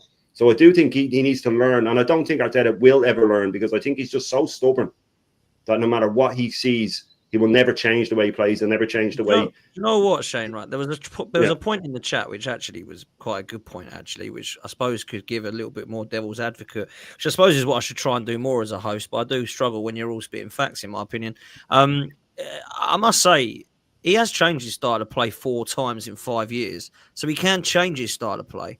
It's whether he wants to try and do it. Because for me, if we're going to bring these players in that Berta is going to get for us, or we pray and hope that he's going to get for us, we've got to go back to the 22-23 style Arsenal. I don't want to see us playing football like this with Gyökeres and with these guys that we're bringing in. Because if you can't score goals, let's just say that we have an unbelievable summer, right? Forget the rest of the players, but our front three is Saka, Gyökeres and Rodrigo. Let's just say it's been unbelievable. Berta's done his job. We can't believe it. I think it might not be this, but let's just dream for a minute. And those that are front, if he can't get goals out of them 3, there is a problem with the manager. Let me just be honest with that. There's no hiding ground now. And all of us said we think he should go. Igal obviously believes he should stay, and that's fine. But this season, even Igal at the end of the season, if we get a similar season to the one we've just had next season, with the players that Berta brings in those ilk, I don't think he's got anywhere to hide people. I just don't. But the 4 times he changed tactics, though, or I know you want to come in really quick. The 4 times he changed tactics, he just got more defensive each time. You know what I mean? So he went from very attacking side, slightly more defensive, and then this season it's just gone beyond the joke defensive. So yes, he's changed tactics, but they've just got more negative every time. Sorry, Aaron, I know you wanted to come in. No, you're good. Well, the point I wanted to make, and I've made it a few times on my channel, this is facts. You can't argue with this. Halfway through that season, Dan, that you were saying about the 22-23 season, you know, the one where we was blowing teams away and we was actually leaving the Emirates Stadium relatively happy with what we was watching that season 3 years ago. Tomiyasu and a couple of the other boys come out and said, when asked in an interview, so what's got you ticking? You know, it's taken. Somebody said, it's taken us a couple of seasons to get used to Mikel Arteta's tactics, but we're all on board with it. What did I take from that? It takes a couple of seasons to get used to Mikel Arteta's tactics. So 2 years. Why does he change tactics every year then if it takes his team 2 years to get used to him? What we're doing is 1 second. There's a very one step simple forward, answer. two steps back. There's a very simple answer to that question. So you're not predictable. So you're not predictable. Let me pull over because this is getting We're the most ridiculous. predictable team in the league. We've got the same No, 11 and we've played the same 11 for the last 2 years. What are you talking about? One second. You You guys anyone have in been. their cousin You could have guys. predicted the Arsenal lineup the last 2 years ago. What are you talking In all about? due We're not respect, predictable. We can't score goals. We can only score from corners. Once you nullify that, we've got no threat because we've got no players. Everyone's injured because we've got a thin squad. How can you say we're unpredictable? We're the most predictable team in England, for fuck's sake. Without a doubt. Yeah, on, you guys have all been Come saying on, the same thing the whole time, and it's really starting to get me annoyed because I feel like this is everyone's just agreeing with each other. First of all, Matty's sitting here We're all saying, right. a 15-year-old should be loaned out. Is mad. You want to keep a player like that in-house for as long as possible. You don't loan them out until you think it's completely necessary. And a 15-year-old getting loaned out right now would not benefit Arsenal Football Club. His development he still needs to stay with Arsenal. Number one. Number two, when it comes to Ethan, you guys need to chill out with the whole Ethan stuff. He's played over 30 games. Majority of them might have been subs, but the guy is young. He's 17 turning 18. You need to chill out. Yes, I We do. cannot sit here and talk about Yamal. Yamal's an anomaly. That's not the normal, right? Arteta wouldn't play him. On top of that, to say Arteta is the reason why these guys this, these guys that, you guys honestly sometimes your agendas just show and you're not really being objective because you're sitting here criticizing the manager. You're sitting here criticizing a manager. You're sitting here criticizing a manager about playing youth players and not changing up tactics. And then when he does change up tactics, DJB says, "Oh well, you're throwing the ball long. There goes your tactics." You're asking for a tactical change. That wasn't a tactic. You're asking for different approaches. And then you go to the next level where Aaron is spewing about a whole lot of nonsense saying, "Oh well, some of the best attackers don't track back." Did you not see Kvaratskhelia tracking back in both legs versus Not PSG? relentlessly, Did you not see Cody Gakpo tracking back on the weekend for Liverpool? Not for 80% of the game, no. The difference is when Liverpool and all these other teams track back, they are tracking back to a team that's already slowed down possession. We slow down possession when we're attacking. Other teams, they get the ball quick up the pitch and they don't slow down possession. We play a lot slower pace than some of these other teams. That's why it seems like we're tracking back a lot more or we're defending a lot more, because other teams, when they have their wingers isolated, it's because they do not slow down the pace. They get the ball up quick and we don't necessarily do that. Now, the final couple things I want to talk about. I really, really, really am annoyed by the way you guys are speaking about the club and the management of youth players, because you would think that Mikel Arteta was absolutely ruining people's careers. The guy's 15; he's not even allowed to play in the Premier League yet, and you're talking about Max Dowman getting ruined by Arteta. In all due respect, what kind of conversations are we having? I'm sorry, Dan, you're my guy, but I feel like we're having conversations for the sake of just having conversations without an actual something that's going to benefit the club. What does it benefit any of us sitting here talking about Arteta's management of a 15-year-old who's not allowed to play in the first team yet? That is ridiculous. And then finally, everyone in the comments is going to get on to me, say, "Oh, Egal came here to be all crazy." But the reality situation is I see 7 grown men on the stream complaining about things that are not really relevant to what happened this season. Okay, well, whoa. I'll tell you what is relevant to this season. This season, we had a transfer window that was shit. That clearly we can tell it ain't done shit. We've had 2 or 3 before that.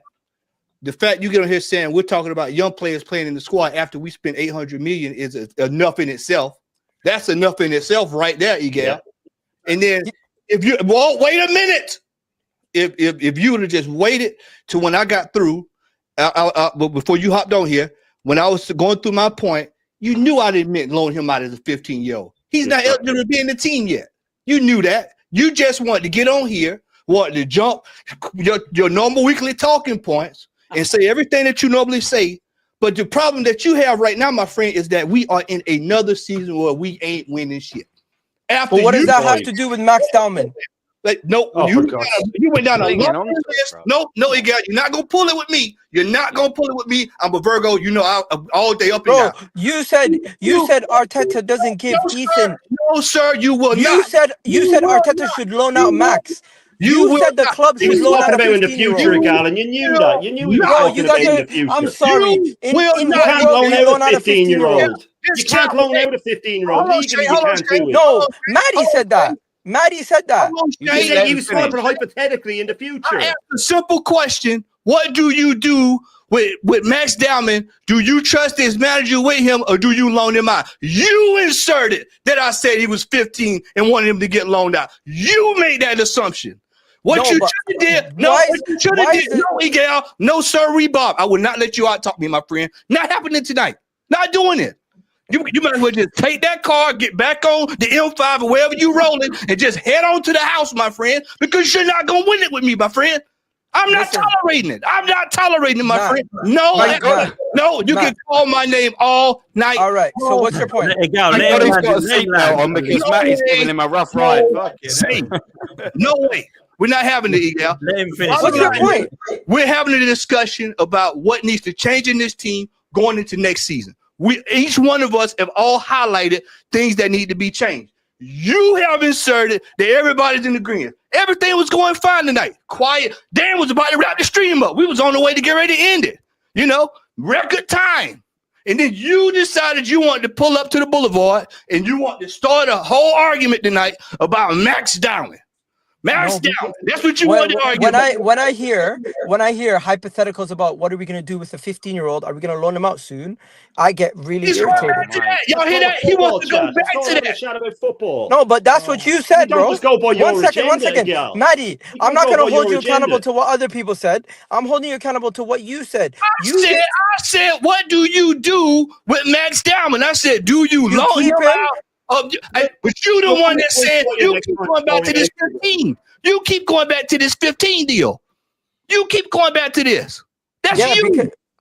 Because there's two people on this stream that were speaking about the management of a 15-year-old, and I just find that hilarious. So I'm why gonna do you call keep it out. coming to me about it? Why do you keep coming to me? You address them. I No, told you. you started the conversation of Max Dowman. You started the conversation. You started this conversation. You can't handle the truth. Nicely swerved on all the other What points, truth? by the way. What truth? Nicely swerved, though, Gal, on all the other points. That makes If he's sense. not getting You first team chose Max football, it Dowman doesn't one, matter nicely who's manager. swerved. Most clubs will loan out most clubs will You're not gonna loan out a 16-year-old, 17-year-old. Listen, most clubs will loan out their talented football players to go and get experience if they can't get in the first Not team. until they sign a professional contract, my friends. When they sign a professional contract, if Dowman signs a professional contract, like a lot of teams from around the country and around Europe, if they cannot get into their first team and they have a talent, rather than just languish in the reserves and places like that, they loan them out to get experience. That's what they do. Bit like what Egal does. He turns his camera off and goes away. Good. Guys, I'm not home. And if I was home, we would have had a full conversation. When he gets a professional contract, if he can't get in the first team, if there's no place for him in the first team, he has to be loaned out to gain experience. No, he doesn't. That is wild. We're never going to agree on this one. We're never going to agree on this one, man. Let me just Why are we talking about loaning out a player who's currently 15? Let me close on this. The only one constantly talking about it is you, to be fair. You're the only one talking about it. Matty just made a very small point. You're the one that's been talking about it for the last 10 minutes, you moron. Aaron, before I said anything, Aaron, you were talking about Arteta potentially ruining Max also. Don't act like you weren't talking about it. Potentially. We were discussing it potentially. He will do. Career ender. Let me close this segment by saying this, right? Matty asked a question about the Max Dowman thing. Oh, he's gone. There it is. I genuinely think he wanted to have a chat. He was trying. He was trying to, but he came in all guns blazing, to be fair.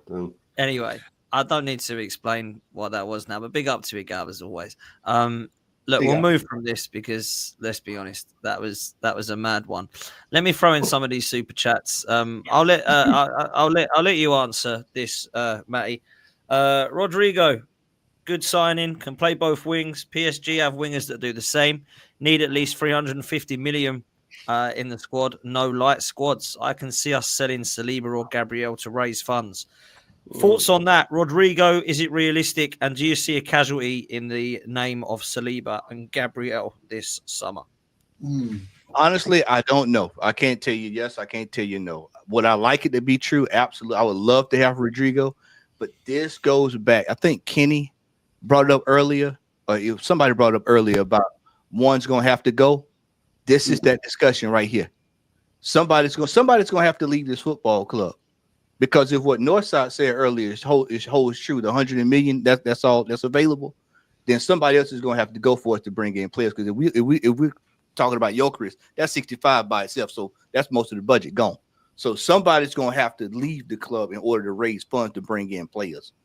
This is why you got Berta. He's going to have to try to work. So he's going to have to work some magic. He's going to have to work some magic this summer.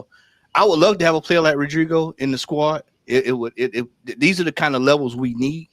But the question is, have we messed ourselves up so bad in prior transfer windows that we're in a situation now where everybody's hands is tied? And that's what a lot of people don't want to realize is that's what's happening now, is that our past transfer dealings are coming back to haunt us now. So because we left ourselves with too much to do, Matty. That's the point, isn't it? That's the point, and that's what I made earlier. Look at all the positions. We've just left ourselves too much to do in one window. That's what I said. That's what I said earlier. I said we needed 6 or 7 players, and I got laughed at. And I was like, "Whoa, that's just the start. 6 or 7." They're all laughing, going, "Nah, 2 or 3, 2 or 3." This next one from Unique says, "Panel, the upcoming 25-26 season will be a year of Berta cleaning up the mess that we've at our football club. So do not have expectations," which is basically what Aaron was saying. "If Berta gets his way, we'll start seeing results in the 26-27. He's spot on. He's so spot on. He's spot on. Big up, Unique. I ain't seen you for ages, bro. Big up, bro. Unique. You were so accurate what you said, because the other day, this is an evolutionary, appointment. Things will have to be done. He's going to have to see the books, see the players' wages. He's got to look at the transfer market itself, and he's got to look at the money we've got to spend. And then they got to discuss decisions.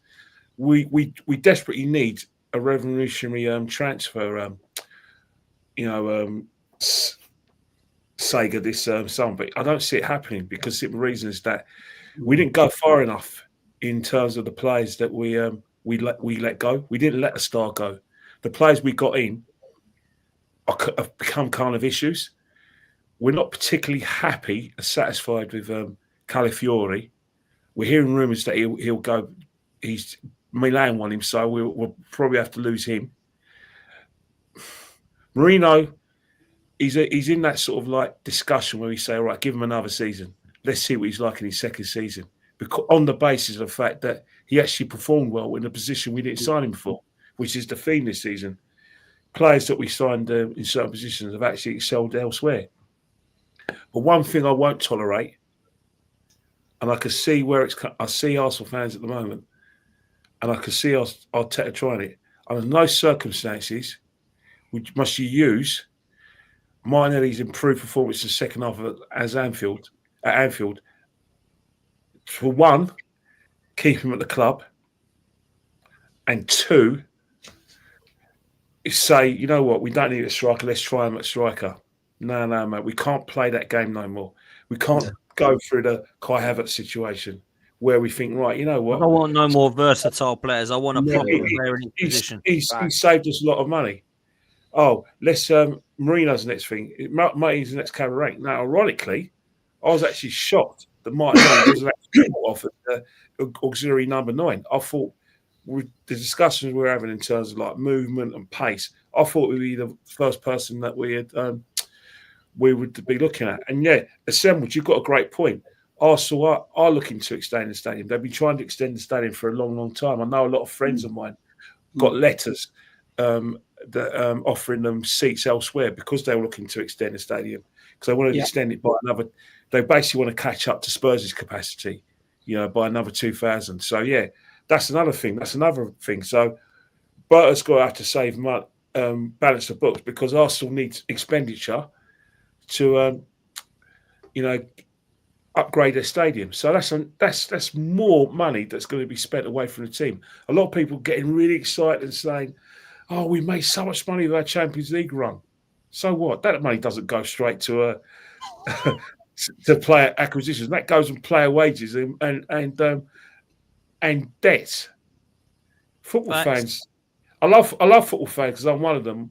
But I think, unfortunately, when you're an Arsenal fan, you have to be an economist. Because I tell you what, there's a definite section, mate. And luckily, I mean, there's a minority and a majority, and I sometimes wonder which is which, if I'm honest with you. But we certainly do have quite a lot of them in our fan base that I just do not understand. But look, let's go through some of these supers before I get the last question before we close.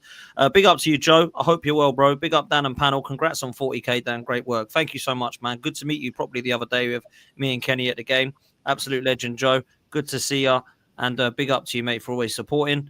BFC says 15-year-old Wayne Rooney, 15-year-old Messi, 16-year-old Bellingham, 16-year-old Walcott, 16-year-old Jamal, all was trusted by managers. It's a good point, to be honest. If you're old, good enough, you're old enough, in my opinion. That's what I will say. Igal and Arteta out, says Brian. Big up to you, Brian. Prime example is Saliba, says BC, FC Dale as well.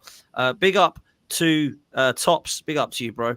Big up to the panel. Congrats, Dan, on 40K. Really appreciate you, bro. Thank you so much, man. And we'll definitely collab and catch up soon because I've been promising you for God knows how long. Let me put this question to the panel. I don't mind who answers it. I think this is a really good super chat. Joe says, could you see a Mislintat scenario again where Berta leaves before Arteta? This is my worry. Yes. Is the answer to that? Yes, I'll answer to that, because at the moment we have a manager in place that's bigger than the football club. And he's on high wages, and unless the owners come to their senses, because I've always been keeping the owners out because of the money this man's had to spend. So now I'm leaning towards the owners because they're keeping this manager at the football club. So whilst this manager's at the football club, no one's safe. And if there's a clash of personalities and it's toxic, there's a lot of clubs that would take someone with Berta's knowledge and Berta's skills. A lot of clubs. So he owes nothing to Arsenal. He's not a previous player. He's had no connections to Arsenal Football Club. So if he feels that he can't work with Arteta, he will have no problems walking out the door, because he's got no connections to the football club. And that's a good point. I can see it. I can see it. The only change this club needs to make is a new manager, and whether you like it or not, the facts remain the same. And I'm not going down on I told you so and trying to score brownie points and trying to score points. I'm just looking at it factually. The reason why we haven't won any trophies, the reason why we're finishing so far behind Liverpool, the reason why we've never been in a challenge for the Premiership this season, the reason why we never got over the line in the Champions League is because it's the manager. That's where the buck stops. And unfortunately, I want to see a new manager before I see new players come into the team. That's where I'm at, guys. I'm sorry. Okay. Dan, can I double down on DJ's point just quickly as well, my friend? So I'd done a show about 2 weeks ago, and it was solely based on how long it takes for a manager to win the Premier League, because that's what we all want. That's what we all want. And I went back as far as obviously the Premier League's inception, so it's all the way back to Kenny Dalglish, all the way to Slot. Yeah, I won't go through it because that's for another show. It's already been done. But do you know what I've done? I averaged all of the managers that won it. How long do you reckon it takes every single manager that has won the Premier League? Every single manager that has lifted that trophy, how many years do you reckon it takes them to win that trophy? 2.2 years. 5.5 years and counting, Mikel, and you're further away from it than you've ever been. That's worrying. 2.2 years on average, every single winner. That's a stat for you as well, people. Inarguable. Unarguable. Fact. Yeah, it is. Look, last three supers, and then I've got a question each for you before we close. T. Guna says, notice Arteta has been acting out since Berta arrived. The Saliba and Gabriel situation is bigger than what we're being told. I'm seriously worried about it. I hope neither of them go. I mean, Saliba for me will end up at Real Madrid one day. I just hope it ain't this summer. That's all I'm saying. Slevin says, people forget Pires was the best left attacker on the planet when he joined, our best player in 01-02 season. Better than Thierry that season. Do you know what? Freddie was unreal that season. Pires, before he got injured, was unplayable, mate. Pires was ridiculously good, mate, before that injury, and that killed me, that injury. But we were phenomenal back then. We can't compare ourselves, unfortunately, to those days because it's chalk and cheese now, unfortunately. And Nunandino says my dad will be giving his season ticket up this year. What a shame. Been going for 50 years. Islington lad, lost that connection with the club. Summer and January window on the owners. The club sold their soul. Profit over achievement. Do you know what? Big up for the super chat. I am genuinely sad to hear stuff like this. I really am. This is not what we need, you know. And the problem is, I'm sad about it. The club won't care because they'll just get the next tourist in with a load of money, buy scarves and beers and God knows what. So they'll be well happy. They'll be like, "See you, mate. Take care." They will not care. They don't not care, these cronkies, mate. They do not give a shit. But look, man, let me ask a question to each of you because I actually genuinely believe we're going to bring a few faces in this summer. I'm going to stick behind Berta. If we didn't have Berta and we had Edu still, I think it'd be another shambles. But I do believe I'm going to be really brave here, and you might laugh. I'm not going to go mad and say we're going to bring in 10 players. I think we're going to bring in 5. That's what I'm going to go with. I think we're going to bring in 5. And we have brought in more than that under Mikel Arteta before, by the way. I think we brought in 6 or 7. We brought Erdegaard, White, Lokonga, Tavares, all them guys. I think we're going to bring in 5. And believe it or not, there's 5 people I can ask questions to, right? I'll give you the positions that I think we're going to go with. I think we're going to bring in a backup goalkeeper. I think we're going to bring in a backup defender. I think we're going to go for a midfielder, which looks like we've got him. I think we're going to go for a left winger. And I think we're going to go for a striker. A left back? A left back, and another left back, and another left back, and then another backup left back, and another backup left back. This is where we're going, Dan. Exactly. They're the 5 I think we'll go with, right? So I'm going to pose some of these questions to the 5 of you, right? Shane, I'll start with you. The obvious, the striker. Okay. Now, he's been wanting Sesko for the best part of 12 to 18 months. Bert has waltzed in since he's been a sporting director and at the club. We haven't really been linked with Sesko as much. And it looks now like Victor Gyökeres is the guy. Where are you at? Who do you think we'll get? Who would you like to see us get? I would like Gyökeres. I like Gyökeres. And I'm of the belief that this transfer window, because we need players to hit the ground running, that I would much prefer if they are Premier League ready. Now, he's not Premier League ready, but he has played in England, and he would be the exception to the rule where I go, right, get him. You know, because I don't want someone coming in that needs 2 months or 3 months to get used to it. Someone will come in and hit the ground running. I think it will be I think it will be Sesko, because I think Gyökeres is going to go elsewhere. I think Berta will try and get Gyökeres, but I think that there'll be other options for him out there, and he won't come. And I think we might end up with Sesko, which I think will be devastating, absolutely devastating. But I would love Gyökeres. I'd also love an Osman, but that's never going to happen because he's not an Arteta player, and I don't even think he's really a Berta player, if I'm being honest.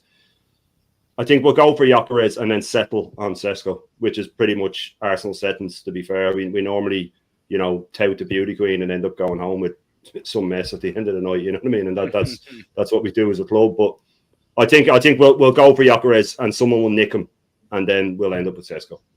Oh, God, please don't. I'll be absolutely gutted if that happens. Aaron, Rodrigo and the left wing.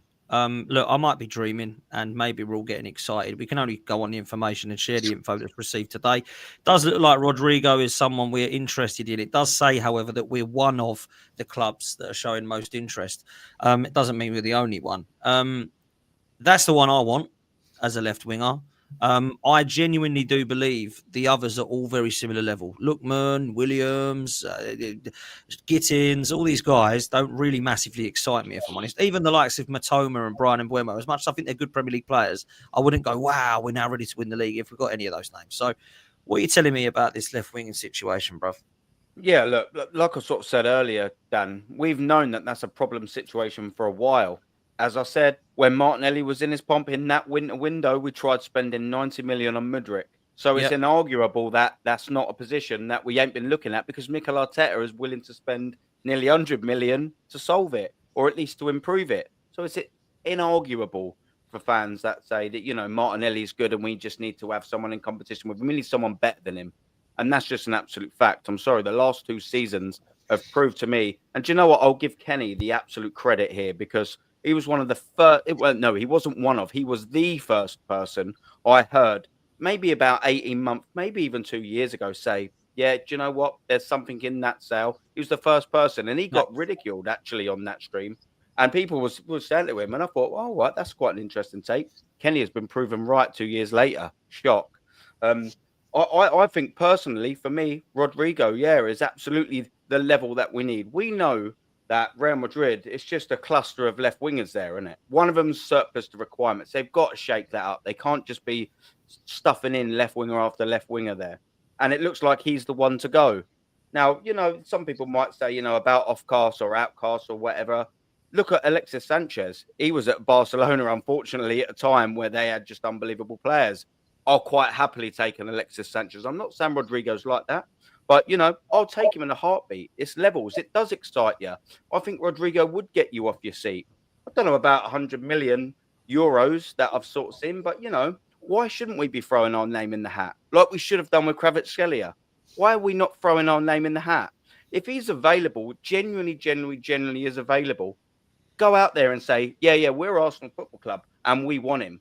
Why don't you go out there and give him 5 or 10? Why don't you just go 80 million here?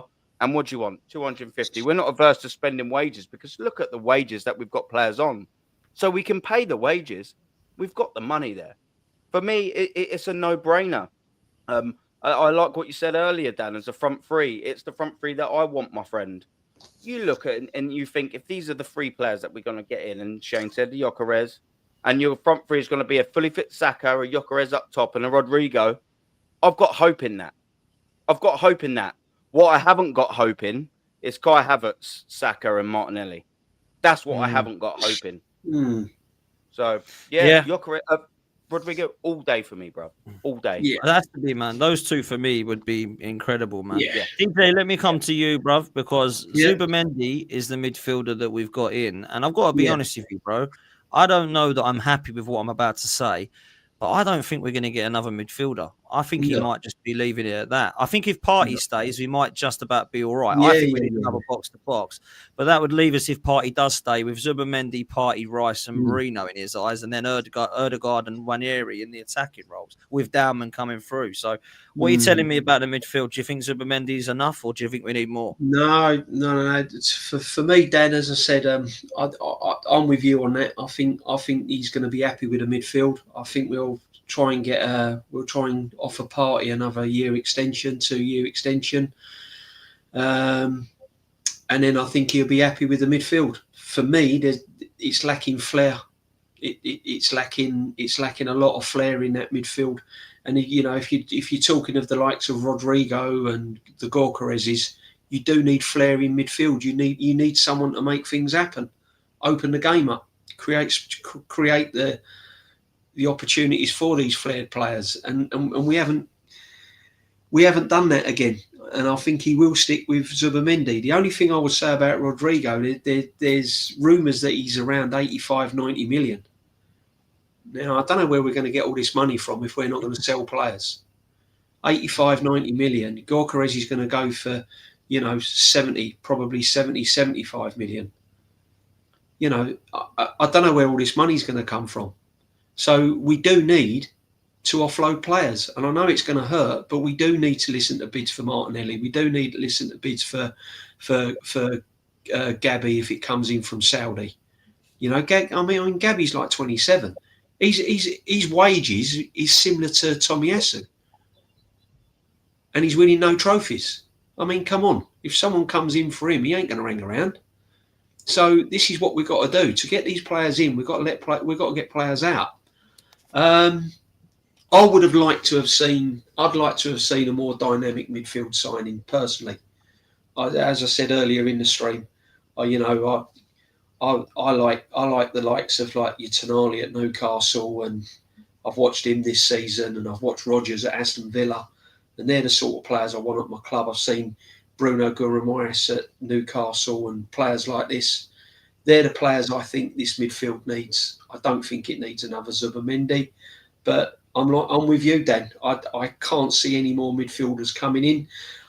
If I was to give you how many more players we're going to sign, let's say we've got Zubamendi's done and dusted, I can only see another 2. I think we're only going to make 3 signings max this summer, and I still don't think it's going to be enough. That does worry me, I must say. The other thing that worries me, Matty, I've got to be honest with you, believe it or not, considering we are stacked in the position, is defence. Now, as much as I think we're going to bring in a defender, we've got Kieran Tierney, who looks like he's gone. Zinchenko on the transfer list, we hear. Kivior wanting first-team football and interest in Italy. Tomiyasu crocked, and let's be real, unreliable. That leaves us with Ben White and Timber, Calafiori and Lewis-Skelly, and then Gabriel and Saliba. Now, we haven't got any right centre-back or left centre-back cover unless we use Calafiori and Timber as a shifty, which I call it, which drives me absolutely insane. I'd rather just be like Liverpool and have 8 defenders where they have 2 left-backs, 2 right-backs, 2 right-sided centre-backs, and 2 left-sided centre-backs. For us to do that, we would have to add 2 centre-halves this summer, and I don't think that's happening, Matty. Talk to me, bro. I don't see 2 centre-backs coming in.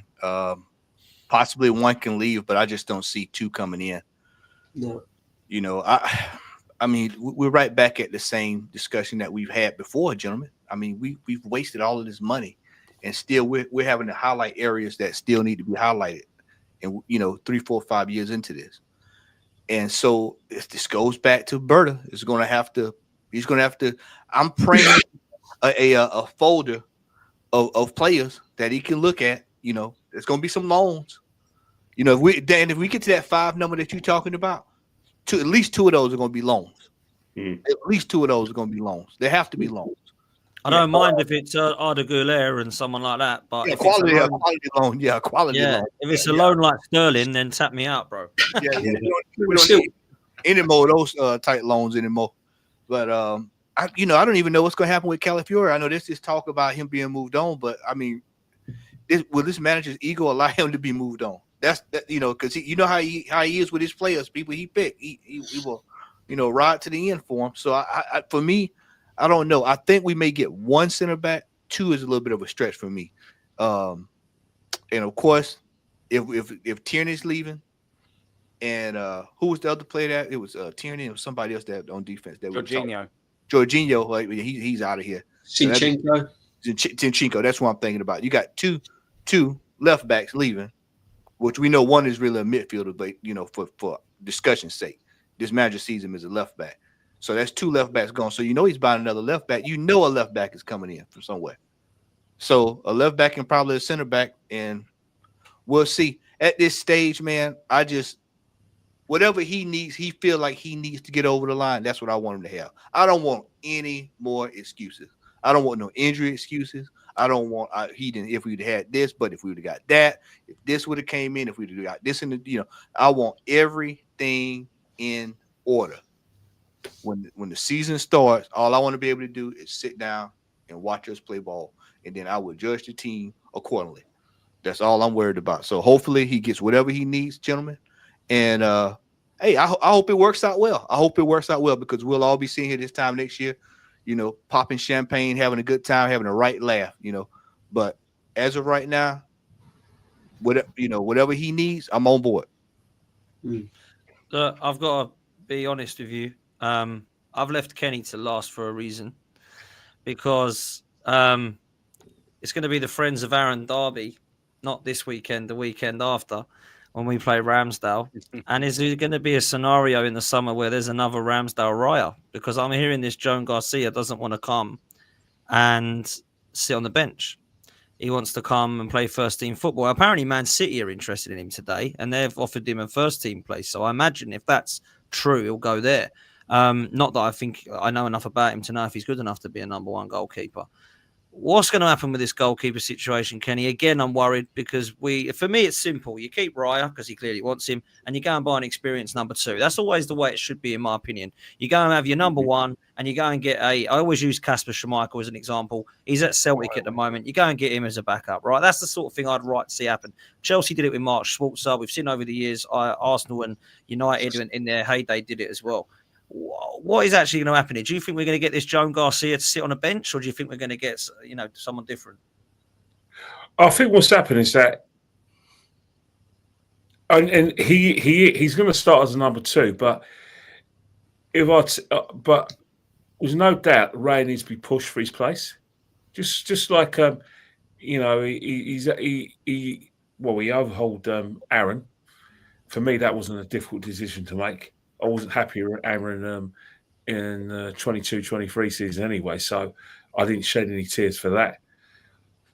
But one thing is with Ray is that there's certain things he's doing that I'm not liking. Like, he's making some fantastic saves, his reflexes and position is great, but in terms of like his distribution, kicking the ball, in terms of he is putting us in a lot of problems. There doesn't seem to be that understanding with the defence anymore. Before there used to be this great understanding between him and Silva and Gabriel.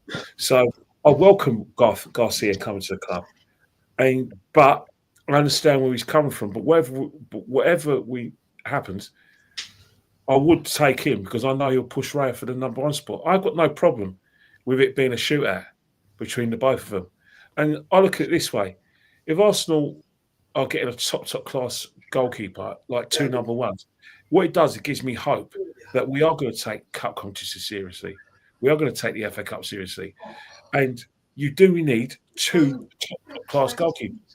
Like, look at Liverpool, Kelleher, and Becker, Alisson Becker. You know what I mean? Both of them are top class players. When obviously there's some certain matches where you think, like the League Cup final, when you think when the first goal goes in from the header, you think maybe Alisson would have got to that. But 9 out of 10 times, Kelleher's a brilliant goalkeeper for Liverpool when Alisson's not there. I think we need that at Arsenal. We want a situation where we don't panic if Raya goes out of the team. So yeah, I'll welcome him to the team. I don't want a number 2 like a Fraser Foster who's just happy to be there. Nah. I mean, come on. He's our wardrobe, mate. How can you have him in goal still? There's number 2s. Carson. There's 2 sort of number 2s. There's a number 2 that's really a number 1 who can push you for your place, or there's a number 2 like Fraser Foster. I want someone who's going to say to Raya, you know what, I'm coming to take your place. Let's have a fair fight for the position. I'm all for that. I want competition for places. It's too comfortable at our club. This is the next goalkeeper that's going to go to the top, by the way, I think, from Lille. The Chevalier guy. He looks absolutely ridiculous. He does. So I think there's he's going to go to Newcastle or go somewhere like even Chelsea or someone. Someone's going to pick him up, to be fair. Someone put in the chat, and I agree. Alex Meninga, I think, what a quality number 2 Alex Meninga was, man. He was quality. He was very good. Sorry, Kenny, go on. What was that? No, one guy said, would we take Kepa Arrizabalaga? No, I wouldn't take Kepa Arrizabalaga. Because I know that if someone wants to shoot from 20 or 30 yards, it's going in the top corner. The guys save, like success rate from long shots is unbelievable. Every time I watch goals going against Kepa, especially when he was at Chelsea, it was like people having pot shots from 30 yards and thinking, bloody. The guys I realised it's Kepa in goal. Ken, can I just make this point to you quickly, Ken? Sorry, Dan. Can I just quickly make this point to Ken? So obviously, I agree with you. If there's an upgrade available for David Raya, all well and good. Absolutely go do it. 100%. I'm all for getting better players. But one thing I will say, though, Ken, is why I generally think that we should go for more cheaper experience head is because why should we be spending 26, 30 million on a goalkeeper when we've got limited money around to spend and we've got other proper positions that we need to sign, 70, 80 million on Gyökeres, Rodrigo and all that. I just think for this season... Yeah. I think we spend a lot of money on goalkeepers is because for some reason it's that goalkeepers now, they're footballers now, aren't they? Yeah. Like, so there's certain things a goalkeeper... it's not enough for the goalkeeper to come for crosses. It's not enough for the goalkeeper to narrow the angles. It's not enough for him to sort of dominate his area. It's not enough for him to be a shot stopper. He has to be a footballer now. So that's why certain goalkeepers, why the money goes up. You know what I mean? They have to be good with their feet. That's why you're going to be spending 20 million. You're probably spending 40 or 50 million. Yeah. Unfortunately, which is what we ain't got for that goalkeeping department, isn't it? That's just why the only reason why I said that is just because there's so much to do. I just think if we end up spending 25, 30 million on the goalkeeping department, and we are, say, not strapped for cash, but we haven't got as much as we want to. I'm looking at that goalie department and I'm thinking, is that where we want to be spending 25, 30 million sort of quid? That's the only reason why I sort of mentioned it. There's other areas. If we get all the other areas sorted, and then we've got to change for a better goalkeeper, all well and good. But I definitely want them other positions tied up a little bit first. If we do, but do you know what, Aaron? What we've all been discussing here about signings and where we need to strengthen and all that. It just comes down to, why are we in this position after £750 million in 5 years? We shouldn't be in this position. Yeah. We should be in a position where we're signing one player or two players max, and adding to the quality that's already there. Yeah. We're talking about a complete makeover. Do you know what I mean? After 5 years, £750 million, and we're talking about goalkeepers, we're talking about left backs, we're talking about midfields. It's not a rebuild. Remember, it's not a rebuild. I've been saying it was a rebuild within a rebuild since December. You're getting laughed at. But it clearly is. And I just don't see how we are in this position. I said it all along. If we'd have done the right things under this manager, any signing we make this season would have been a bonus on top of the quality we've already got at the team. And we would have had what Kenny just said. We would have had players fighting for their places. That's the position we should be in. We should be in a position where Saka, if he's dropping a stinker 2 or 3 games, there's an Elise or someone to come off the bench.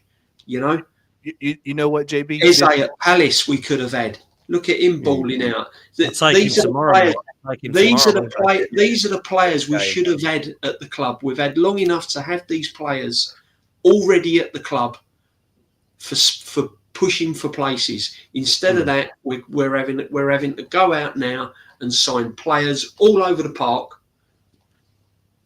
Again, deflecting away from the real issue.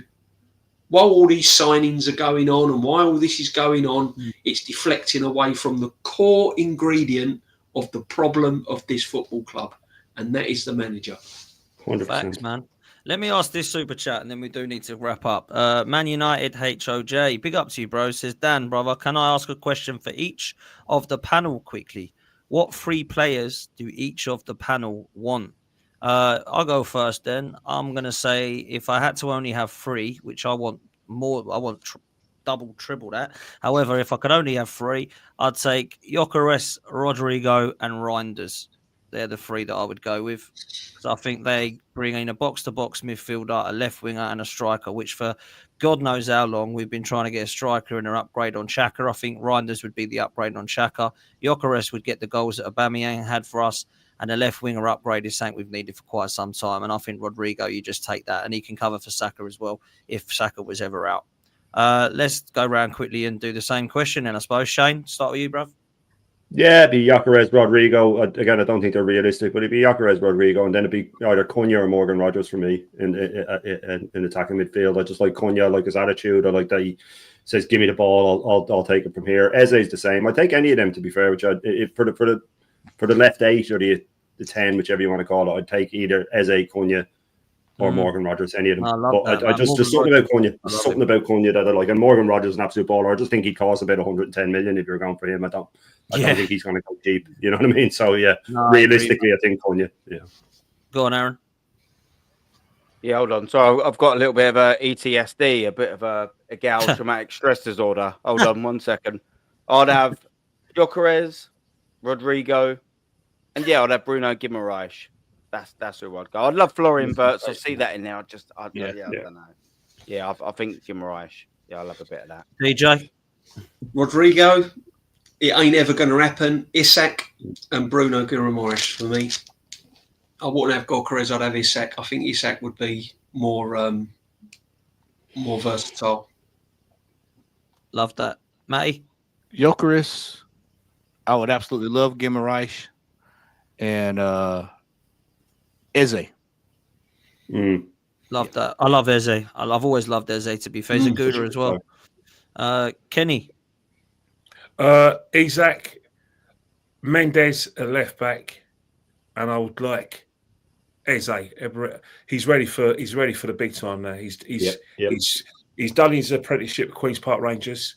You know, he's toughed it out in the Championship. Got his move to Crystal Palace, and he's got enough first team experience and enough big experience in a big club. So you can't knock it. And he's going to be playing in the biggest game of his life this Saturday.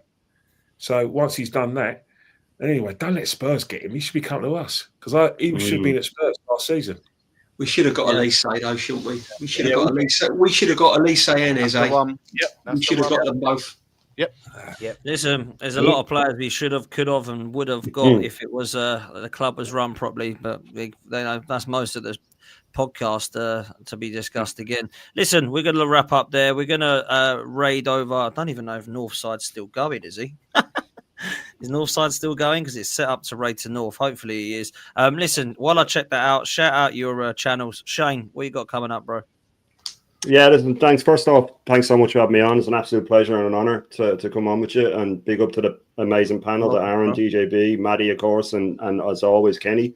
And the chat's been absolutely lit, so fair play to them. Yeah, I've got the full Irish breakfast tomorrow at 10:30. It's 10:30 every morning. And then on Thursday night, I have the Bruised Banana, which is the panel show, which I always have a lot of great people on that. And yeah, so that'll be every morning. I'm sure I'll be on these at some stage, and I'll be on Aaron's then on Friday night, I'm sure. But yeah, I think I'm 15 subs away now from 600, so slowly but steady climbing up there. But yeah, thanks so much, honestly, for having me on. It's been an absolute pleasure. And big up to everybody on the panel and everybody in the chat. Nah, come on, Shane. You're a real one, man. That means there's 415 subscribers needed. Let's get Shane to 1K. Come on. Let's do it, people. Aaron, likewise, what you got, Mo? Yeah, man, I'm going to be up at 7:45 in the morning having a little cheeky half hour before I drop the kids to school. Yeah, so I've decided to up the work rate and do a cheeky little morning show, you know. So yeah, I'll see me there for that, and then I'll probably do a little cheeky something as well in the day. I've got Northside in the evening. I've got maybe a bit deluded Gooner as well at 4 o'clock if he's there, and then I'm on there for a pass. I'm doing a few bits tomorrow. It's a busy day on the Wednesdays, but bless up, Dan. Always appreciate the invite, man. Fantastic. Share a screen with every single one of these 6. Chat always world class as always, man. It's never not appreciated, brother. Love, come on, bro. Make sure you get Aaron to his next target. Let's make sure we do that. Aaron talks football. He's getting up nice and early for you people, so trust me. Aaron talks Arsenal. Sorry, mate. Aaron talks Arsenal. DJB and Kenny, make sure you're following both these. I see them on everybody. They're like the actual banners that they held up at Anfield. Never the bride, always the bridesmaid, or whatever it was. That's what these two are, man. They don't want to be the bride. They just want to be the bridesmaid. Unless DJ is going to put his channel out, which I hear that DJ's going to sort his channel out. Yeah, gonna give it a go. Gonna give it a go. See how it goes. Dan, I'm just gonna dip my toe in the water just to have a test out, see how it goes. I've got some good subs already, so that's pretty good. The Arsenal huddle, and I'll be doing. I think I'm on with Deluded tomorrow at 4 o'clock, and then I'll be around, a bit like Kenny, be around and about, and always a pleasure, Dan, to come on your channel. Always, thank you very much indeed. Always a pleasure to share the screen with legends as well. So and the chat, always, guys, thank you very much, because without you guys we wouldn't be here. So big up the chat and big up everyone else. No, big up, man. Big up DJ every time. Matty, what you got coming up, my bro? Yeah, man. I was on with Deluded earlier today. You can go check that out on his channel. We chatted, had a great conversation. I will be on this weekend with Lee for the Newcastle game, and then I'm trying to shoot for next Wednesday. Going to do a 4K celebration. I cracked 4K last week. Love that, man. 4K celebration. Everybody moving up in the world, you know. So love that, man. Make sure you subscribe to Matty, man. Southern Gooners, get him up to 5K now. Come on, let's do it. Kenny, what you got coming up this weekend? Are you going to be at the game, mate? I'll see you there for the last moment game. I'm at the game. I always look forward to match day, and I'll definitely be looking forward to this match day. All I can say to the players is, look, just give us something. Just give us a game. Just give us. Let's replicate the performance of the second half at Anfield. Newcastle, I saw enough in the second half where we could hurt Newcastle. Chelsea had a a lot of the ball there, a lot of the attack. Newcastle put men behind the ball. But that's Newcastle, isn't it? Put men behind the ball and nick it in the late. At the moment, what I'm doing now is, oh God, is he in? Is he in? Is he in? Oh, he's missed. Obviously, I'll talk about the playoffs. Yeah. I want to go and watch that now. Let's go to penalties, please. I want drama. I want tears. Is it time Do we want Sunderland or Coventry? Do we care? Does anyone I want care? I'd like Coventry. I'd like Coventry. I've always got liked respect for Coventry, Frank. I've got a lot of respect for Frank Lampard. There we go. He was an Newcastle Arsenal junior, Sunderland, though, PJP. didn't He you? was an Arsenal junior. Eh? He played with us as a kid. Yeah, he did. He did. But I hope Coventry get through. But yeah. Yeah, I prefer Coventry out of the two, but we shall see. Listen, we're going to go Nice watch away it now, game, people. mate, Dan. We're going to Nice wrap away up. game in the Midlands. Yeah, exactly. I'd rather that than going up to Sunderland, mate. Let me tell you that. But there we go. Anyway, listen, we're going to leave it there. Send you over to Northside. Take it easy.